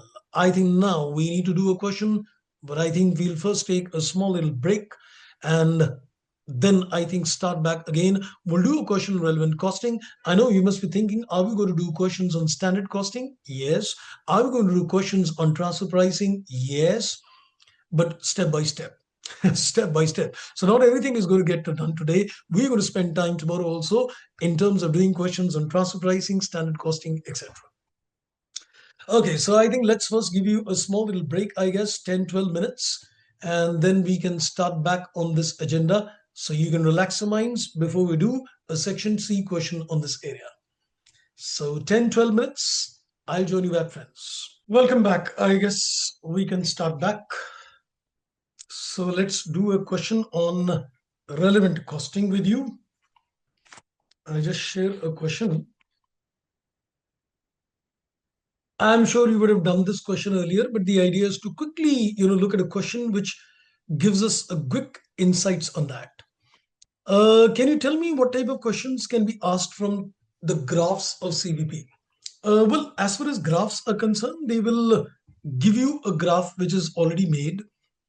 And they could, ask you in terms of, if it is a section C question, maybe interpreting the graph. So that could be the kind of questions where they give you a graph and then you're required to maybe interpret and give some details on that. That is the typical kind of questions which are there. But generally, you'll see lesser questions which are there on section C as far as the graph questions are concerned. Mainly, you'll get more of computation problems in section C. Okay, so in section B, you can get a mixed kind of questions as well. Because section B, they can even ask you some small questions on graph. If you've done the questions from the Kaplan kit, you see many of those questions which are there. Similar kind of questions you'll see in the exams as well. So I think let me take you to question number, just a second.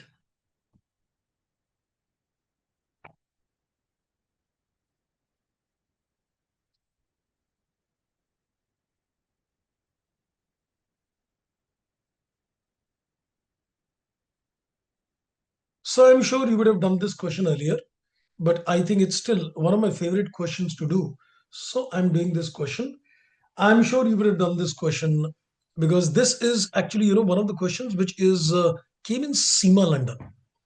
So can you explain why fixed costs plus profit is total contribution? Just imagine a profitability statement. Sales minus variable cost is contribution. Contribution minus fixed cost is profit. So go the reverse gear. Profit plus fixed cost is contribution. So when you say contribution minus fixed cost is profit, so naturally profit plus fixed cost is contribution, right? What is the ISO contribution line? The ISO contribution line is basically, which is drawn on a graph, and that helps you to identify the optimum product mix. The optimum product mix is identified with the help of ISO contribution line. There are a few questions, which I intentionally did not take because, there are certain techniques, people who studied from me would understand that I have certain, different ways of dealing certain questions. And considering that, I had to be very careful in terms of selecting questions. Okay, so I think let's begin with question number 270. It's a very good question. I think to revise the concept of relevant costing, first we'll go to the requirement of the question. So we'll first look at the requirement of the question and see what is stated in the question. It says out here, as a management accountant to the company, present a comparative statement to show the net benefit to the company of undertaking the more advantageous of the two contracts. Explain why you've included or not each of the above items in the data in your comparative financial statements. Now, in any case, when you present an answer for a relevant costing, you should always give a column for a reasoning. So he's also explicitly asking you that, you need to give a reason that why you've taken an item and why you've not taken an item. So reasoning is something which is very important indeed. So let me just, I think now start reading the inputs of the question. Now it's a pretty long question. If you notice, it's almost running in around 1.5 pages.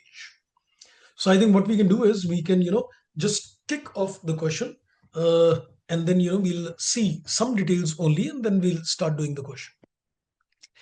It says a company in the civil engineering industry with the headquarters located 22 miles from London undertakes the contracts anywhere in United Kingdom. The company has its tender for a job in Northeast England accepted at 2,88,000 and the work is due to begin in March X3. It says, however, the company has also been asked to undertake a contract on the south coast of England. The price offered for the contract is 352, but both contracts cannot be taken simultaneously because of the constraint on staff side, management personnel, and on the plant available. But there is an escape clause which enables the company to withdraw from the contract in Northeast, provided a notice is given before the end of November and an agreed penalty, it says, is paid. Now, I have a small little question at this stage. It says the company has had its tender for Northeast. And now it says they're also required to undertake a contract in the South Coast. And it says you can't take both the contracts because of constraints, but there is an escape clause which is available and you can give a notice period and you can exit out of the Northeast. So what do you do with this 28,000 penalty? So what will be the treatment in terms of evaluating the two alternatives? What will you do with this 28? Is this a cost for the Northeast or is this a cost for the South Coast? Considering that, you have already accepted the Northeast contract and now you're getting an opportunity to accept the other contract. And if you accept the other contract, you will have to pay a penalty to escape that contract. So what do you say? What are you going to treat this penalty as? A cost to Northeast or a cost to the South Coast? Okay, so I'm getting a cost to the Northeast. Any more inputs? And I'm getting a mixed answer. Somebody said South Coast, but majority says it's South Coast. And I think it makes sense. I'll tell you why. In this particular case, you are going to pay this penalty if you accept the contract of the South Coast. That means accepting a South Coast means exiting out of the Northeast contract. So in this particular case, you have to pay this penalty if you want to go for a South Coast contract. So it becomes a cost to South Coast. That makes more logical sense. Okay, let's read further. Now we're given the estimates submitted by the company surveyor. So we're given the material, which is material X, material Y. Couple of things are given. I think let's not look into this detail as of now. Then there is, information given for each and every item. I think I don't want to read it at this stage. Maybe as we solve the question, we can maybe read it as along. So let's do one thing. Let's, I think, start solving the question. Because I think as we evaluate, we'll definitely come back to the agenda. So this is question number 270. I'll just number the question, choice of contracts. Now there is going to be a set format in which you should evaluate this particular contract. So let me just first create a formatting in which we will do the evaluations. Let's take a column for particulars. So we'll take a column for particulars and then we'll take Northeast And we take a little space on the south coast.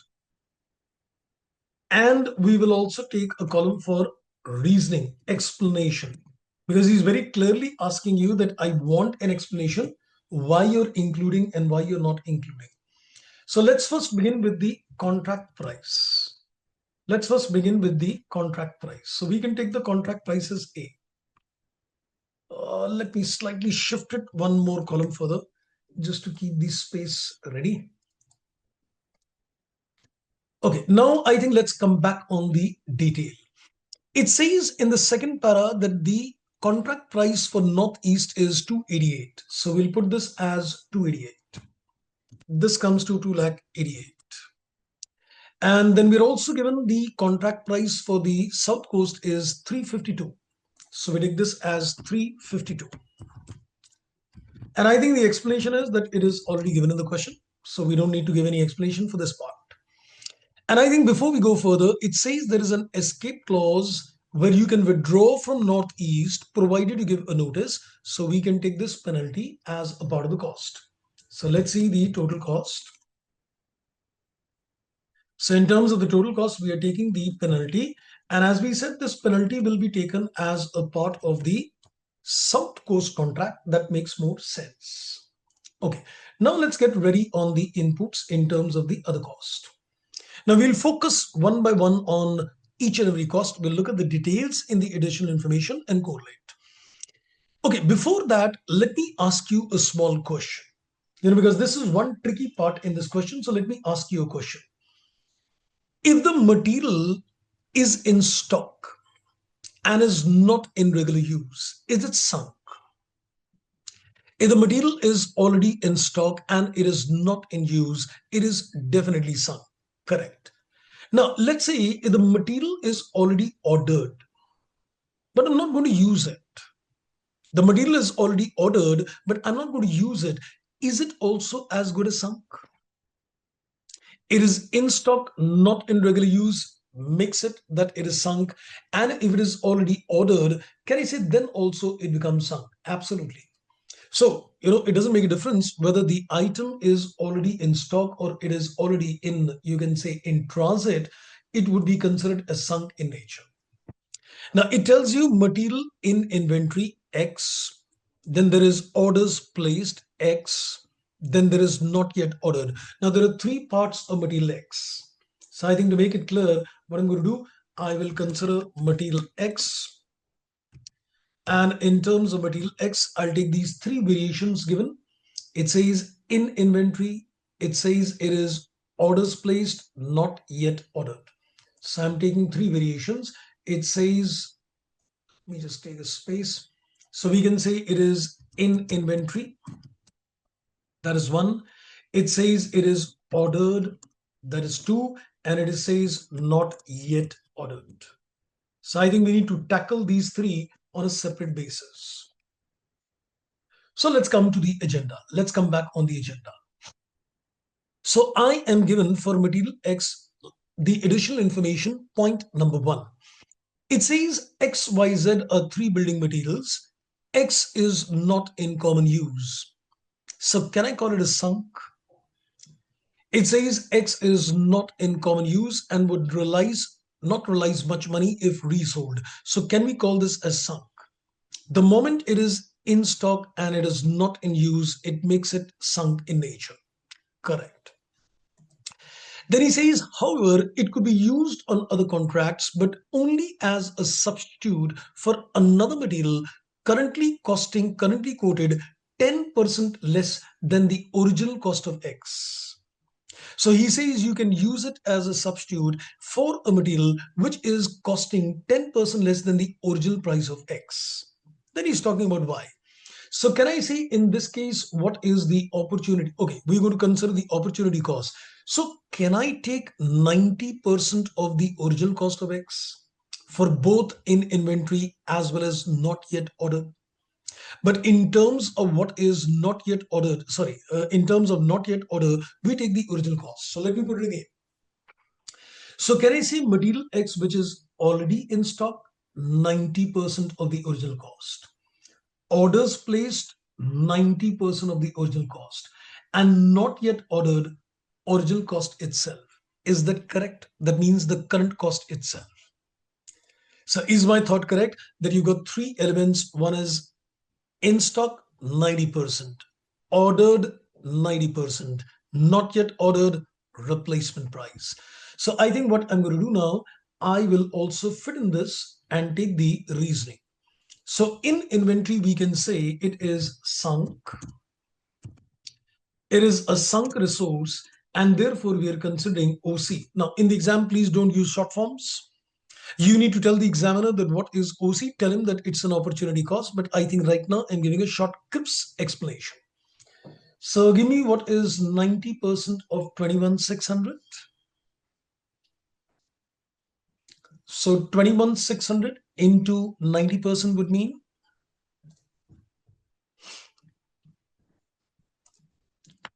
90% of 21,600 would mean 19,440, correct? And also consider 90% of the orders placed, 30,400 into 90%. That would be 27,360. That's right. This is 27,360. But as far as not yet ordered is concerned, we're going to consider the current cost 60,000. So this remains at 60. So I think let me just complete the reasoning as well. So here also we will say it is sunk, but here we will say that it is needs to be purchased. Therefore, we will consider replacement cost. Okay, so material X is done. Now let's go to the next one. Now we can see that material Y, there is in inventory, and there is material Y. That's the only material Y. Let's go to the material Y below. That's used for South Coast. So we're going to consider material Y. And this is for South Coast. Let's look at the additional information. It says in the point number 1, the price of Y, a material in common use, has doubled since it was purchased. Its net realizable value, if it is resold, is so and so. Is that relevant? Is the price at which it can be sold and realizable value, is that relevant? If it is something which is in common use, that means it's definitely not sunk. And if it is not sunk in case, can I say it is the realizable value becomes completely irrelevant in nature? So what are you going to consider in this case? It says it could be kept for other contracts in this case. That's right. So we're going to consider the replacement cost. So in this case, the prices have doubled. So let's take the replacement cost if it is doubled. So we can say that in this case, it is 24,800 into 2. So let's take 24,800 into 2. That's, I think, 49,600 is the amount. And I think we can give a definitely reasoning as well that this is, again, needs to be purchased. It is replacement cost in nature. Great. Then there is a material Z, and this is, I think, the only material Z. I think the rest all is done, not yet ordered. So I think if it is not yet ordered, it seems that this is to be purchased only. And as it is, the point number 1 is not giving you any information about Z. So this is in any case to be explicitly purchased 71,200. And this is meant for, again, the other one 71,200. This is material Z. So this is material Z. And here again, the logic is it needs to be specifically purchased. Great. So I think the material parts is all taken care. Now let's go to the next one. So material is done, then it gives you about labor. So labor, I think let's go to the point number 2. It says with the construction industry not yet recovered from the recent recession, the company is confident that manual labor, skilled, unskilled, could be hired locally on a subcontracting basis to meet the needs of each contract. Is he telling me that these labor are to be hired on a specific basis? So is the higher charges going to be relevant for decision making? When he says hired locally, does this mean that we need to hire them on a specific basis and consider the labor charges? Yes. So let's consider the labor out here. So we consider the labor cost, and that is, this is coming to, I guess, 86,000. And this is coming to 1,10,000. That is the labor charge. Okay, now let's go to the next one. Now it says site management. Now there is something on the site management. I think that's given a little low. Point number 7. It says site management is treated as a fixed cost. So is this relevant or is this irrelevant for decision? It is treated as a fixed cost. So if it is a fixed cost, does this mean that this is going to be incurred? No, it's not incremental in nature. Irrelevant. Correct. So I think I'll just put it down. So labor also we need to give reasoning that this will be specifically hired. So this is going to be specifically hired in nature. And when we say it is going to be specifically hired, we can say that this is going to be higher charges in this case. And the reasoning for the site management cost is that it is a fixed cost and therefore it is irrelevant in nature. Therefore, it is irrelevant in nature. So this is site management cost, and this is 0, and this is 0. Okay. Now let's go to the next one. So site management is done. The next cost which is given to me, it says staff accommodation and the travel for site management. Is that question getting risky? My camera is getting jitters at this stage. Just a second. Let me just rectify the camera, I think.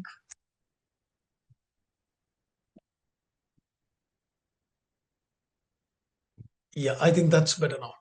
Okay, now it says staff accommodation and travel for the site management. Let's see if there is any information about that.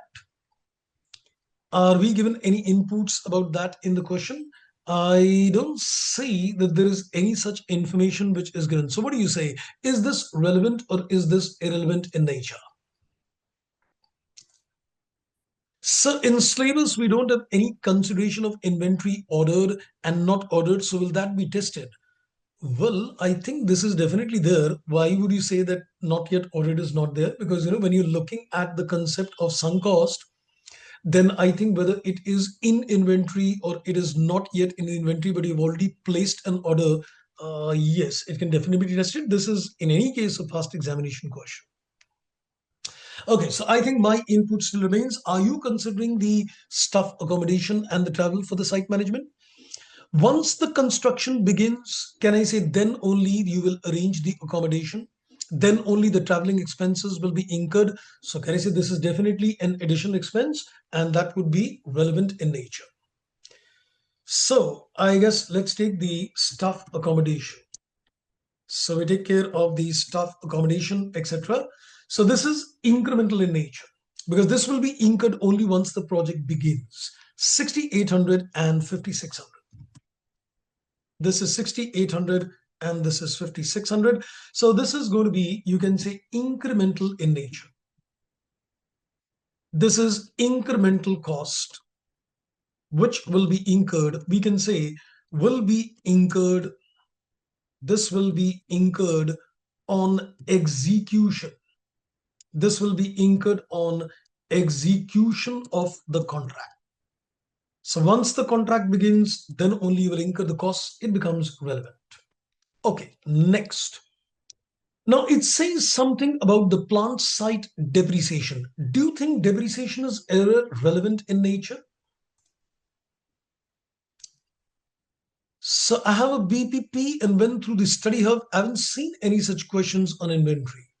Then I think you're getting the benefit of, attending the revision class.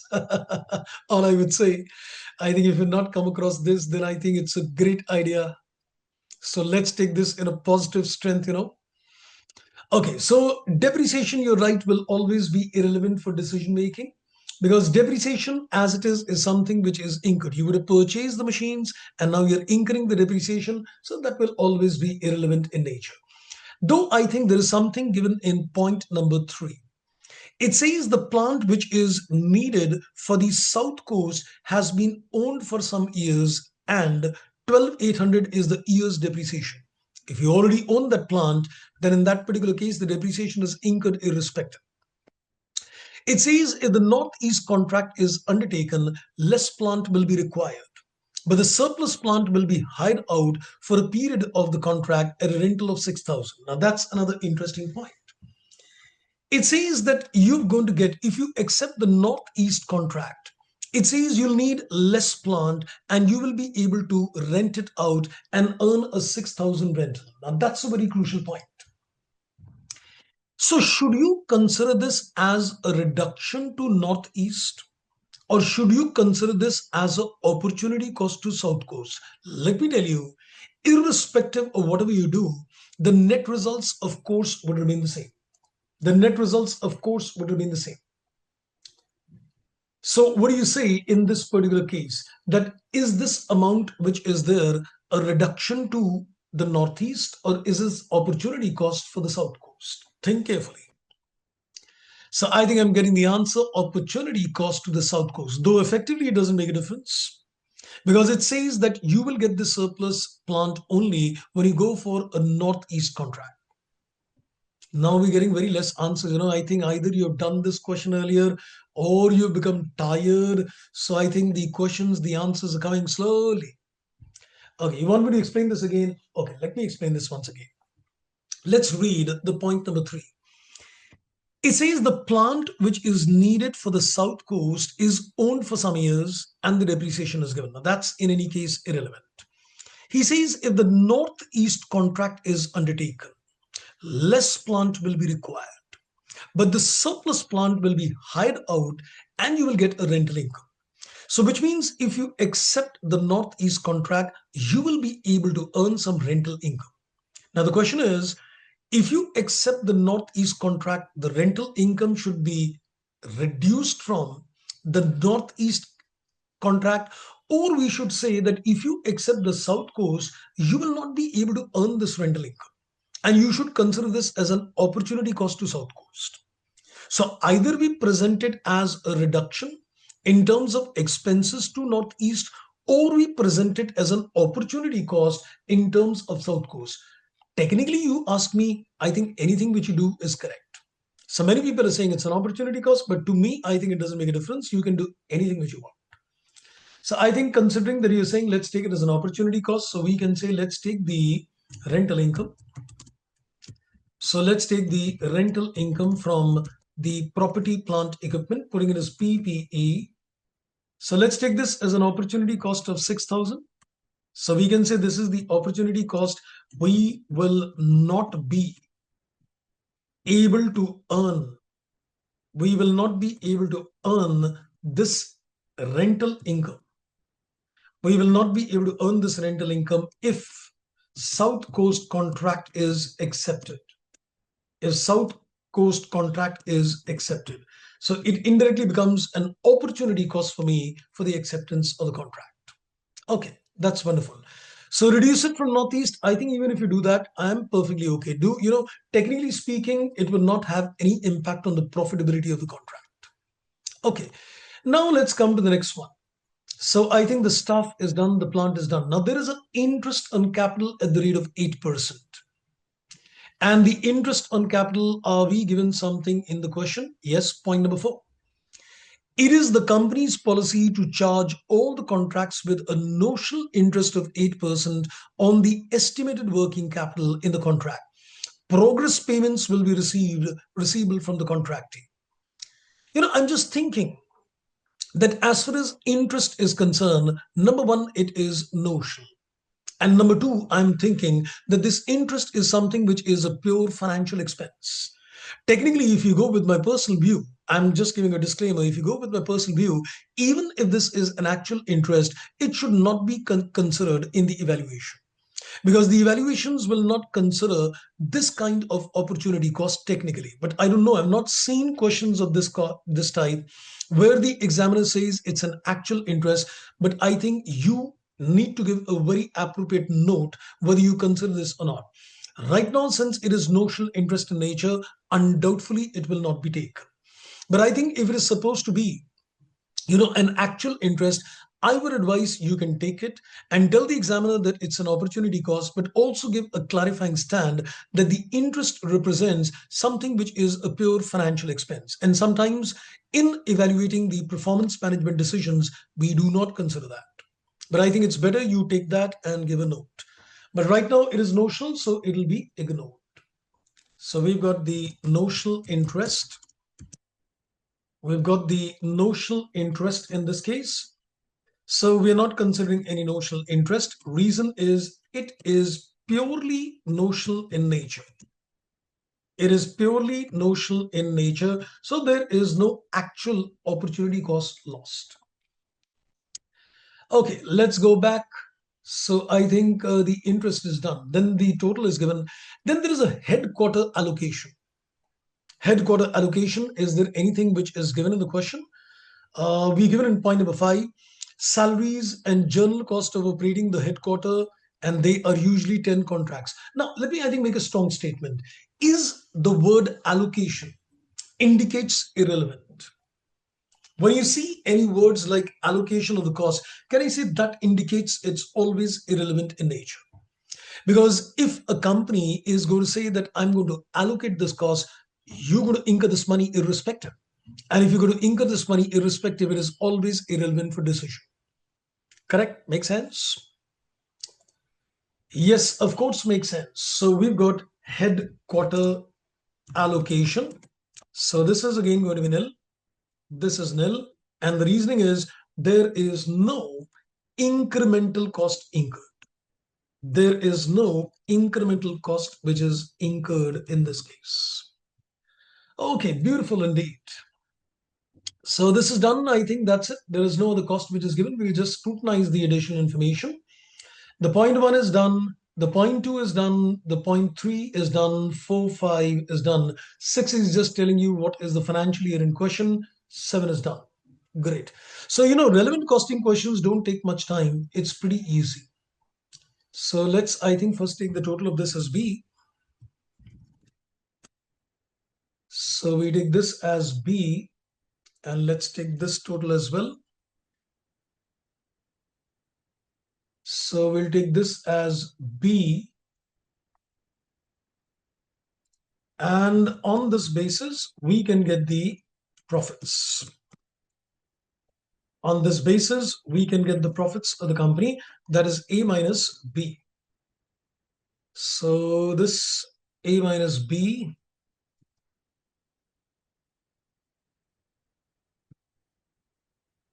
$88,400.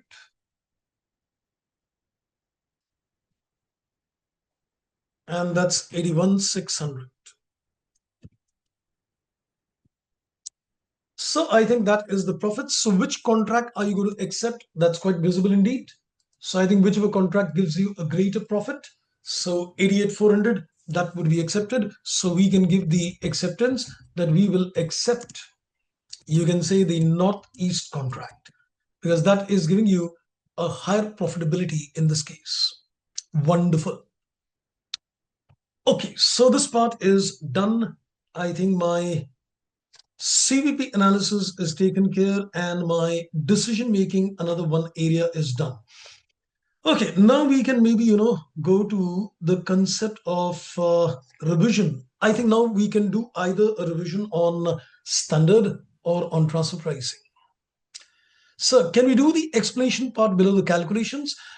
It would be more appropriate if you make a separate column altogether, because I think that makes more logical sense that you are able to show this on a separate basis. Okay, just give me a second, please. Just give me a second.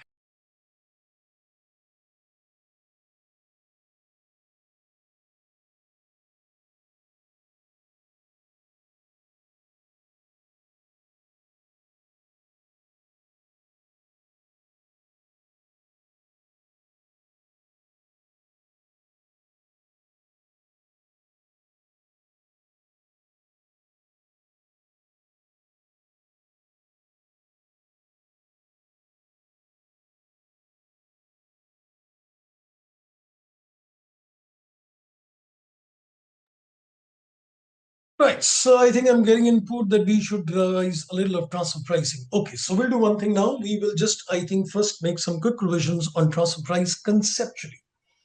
So there's a lot to revise in terms of transfer pricing. So what we'll do, we'll, I think, do some quick revisions on transfer pricing today. Then, we'll do questions on standard costing, transfer pricing. I think these are the two areas which we'll practice tomorrow. So today we'll just, quickly revise the concept of TP.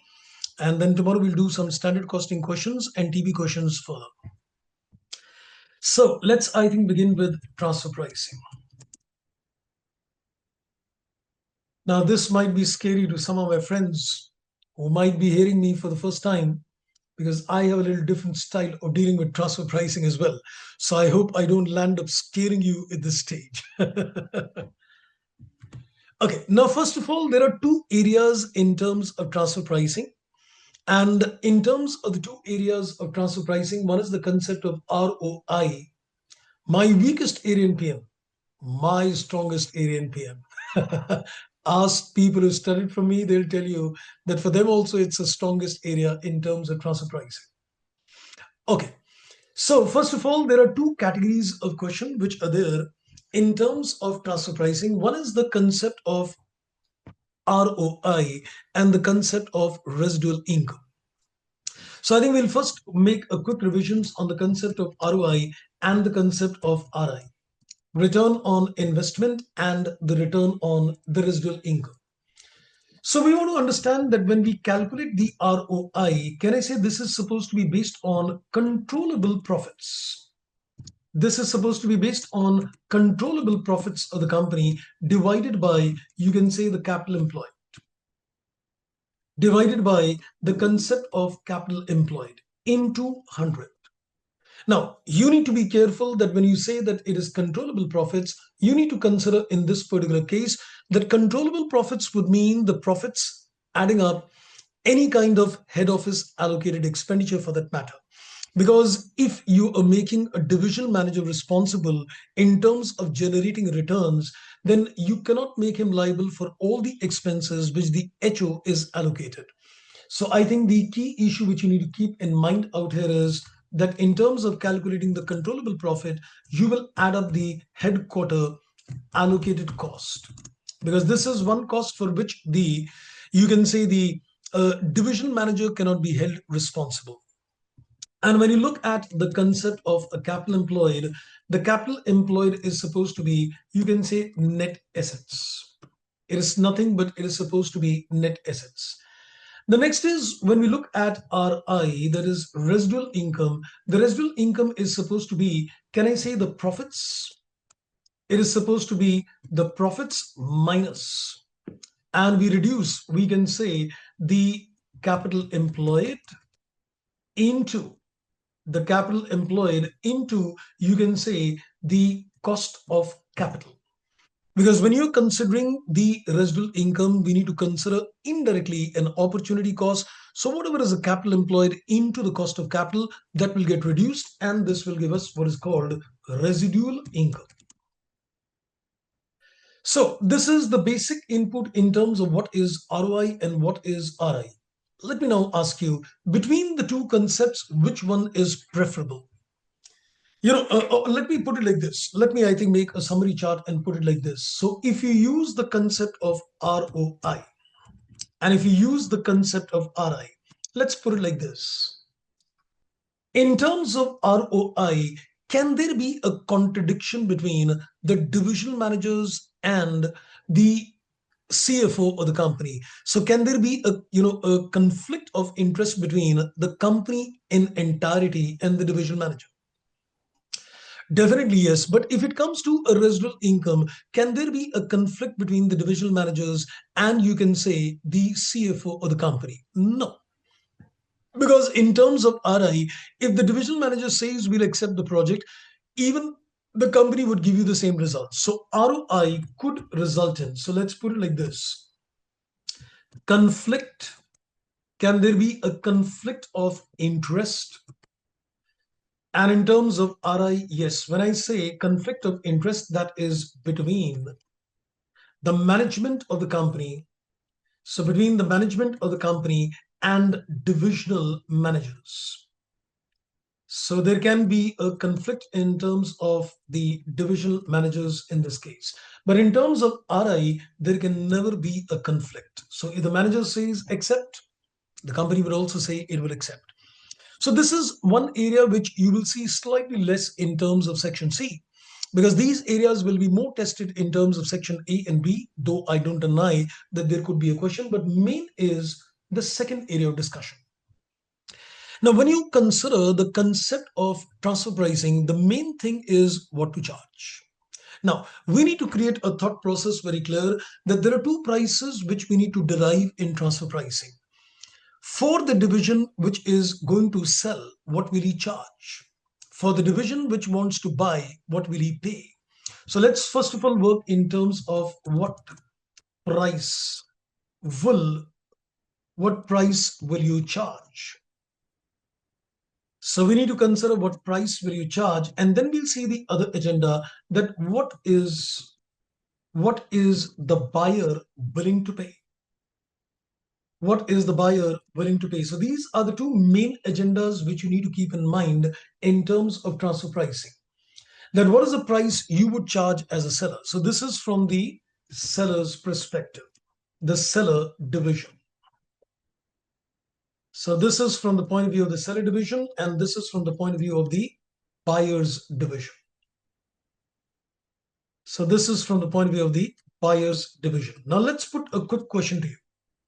So can I say from the buyer's division, are you quoting a maximum price? I'm saying buyer. So from the division's buyer's point of view, are you quoting a minimum price or a maximum price? So no. I'm not talking of the price you will charge. I'm looking at a buyer. So as a buyer, you would quote what? Can I say I will quote a maximum price in this case? I will be required to identify what is the maximum price I'm willing to pay. And as a seller, what will you quote? Can I say the minimum price? This is the minimum which I want. Yes. So I will take the minimum price in this case. Now let's give you some permutations and combination. Now, I'm going to consider, two situations to make it very clear. One is that I'm looking at a single product company. I'm looking at a single product company, and I'm going to go slow.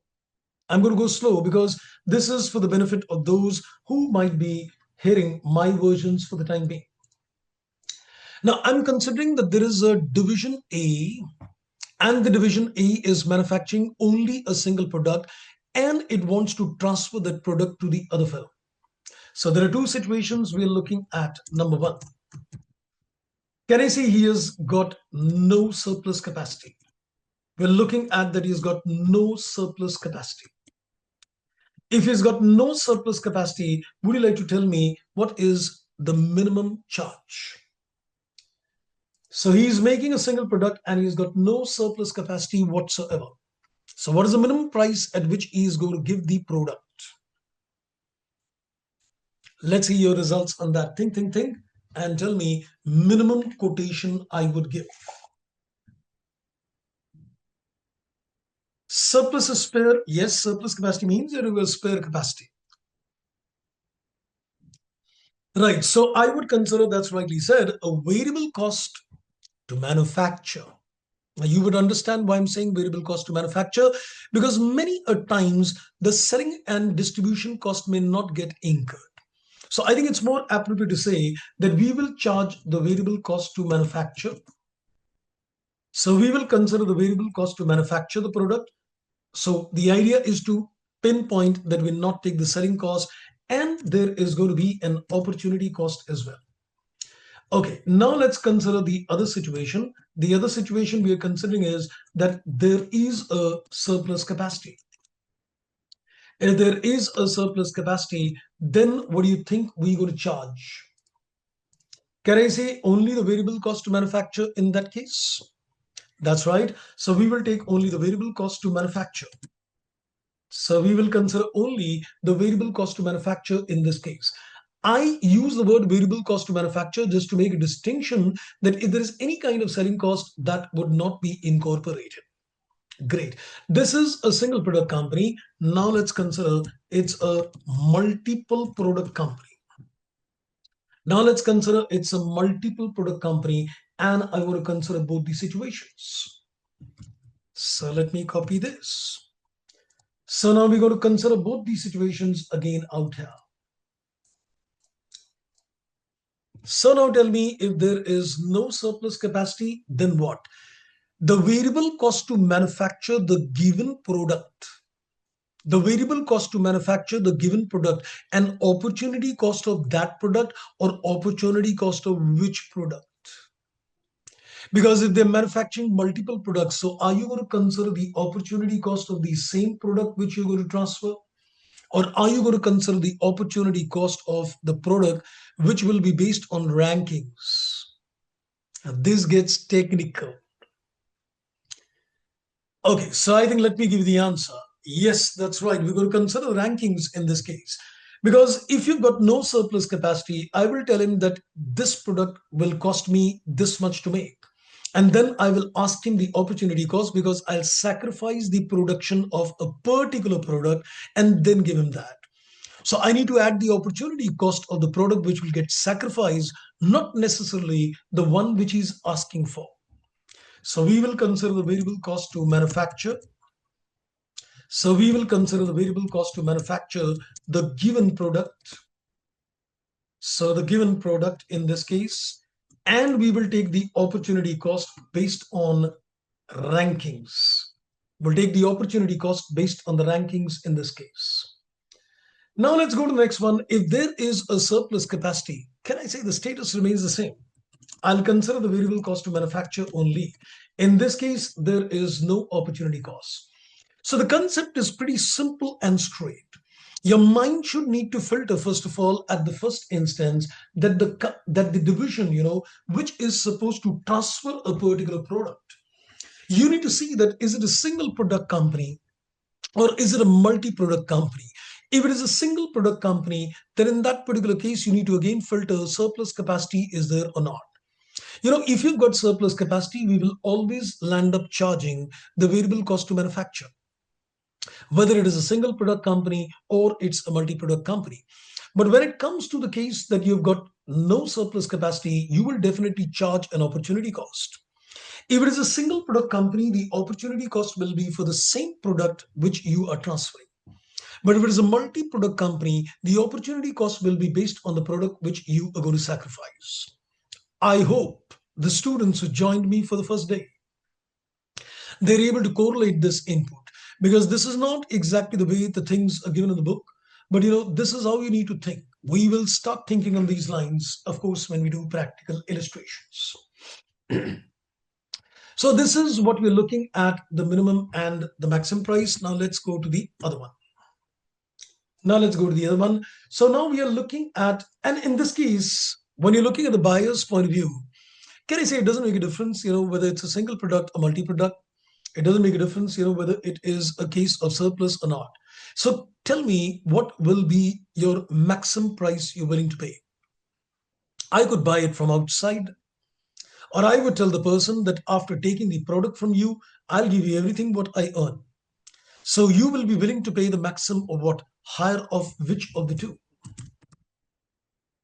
Lower of the two, the lower of the two. So we will be able to pay the lower of the two. So what is the lower of the two? Can I say I will tell the person that I will pay you the purchase price in the external market. I'll be willing to pay the purchase price in the external market. So the purchase price in the external market, that is one, or whatever I earn, I'll give that to you. So we'll say whatever I earn, I give that to you. So that is going to be selling price minus the own variable cost. I'll say, let me first, from the selling price, reduce my own variable cost. So whatever is left over, I'll give you that money. So that is the maximum price. So quotation of the maximum price from the point of view of the buyer is always an easy task. But the quotation of the price which you are going to charge as a minimum price as a seller, that just needs attention. So that was a revision in terms of a transfer pricing mechanism. So I think that seems to be quite a good coverage today. At least I'm happy. Of course, as students, you will feel, dil mange more. But don't worry, we are going to do practical illustrations on transfer pricing tomorrow and on standard costing tomorrow. So tomorrow we'll start a kick of our inputs on the questions on transfer pricing with you. And then we'll go to the questions on standard costing. So that will, take care, because decision-making CVP analysis, we've done some selected inputs. Standard costing and transfer pricing is what we're going to do in tomorrow's session. Right, friends. So I think that makes sense. Now you can get back to, time is precious for you. So you can get back to your revisions, start doing a lot of practice indeed. Any questions on your side? Otherwise, I guess let's call it a day. We'll see you at 10 in the morning again. Sorry for the inconvenience caused today in the morning. I think that was something, beyond our controls as well at times. Thank you very much for joining, friends. I'm going to see you tomorrow morning at 10 again. So bye-bye, take care, enjoy your day, study hard.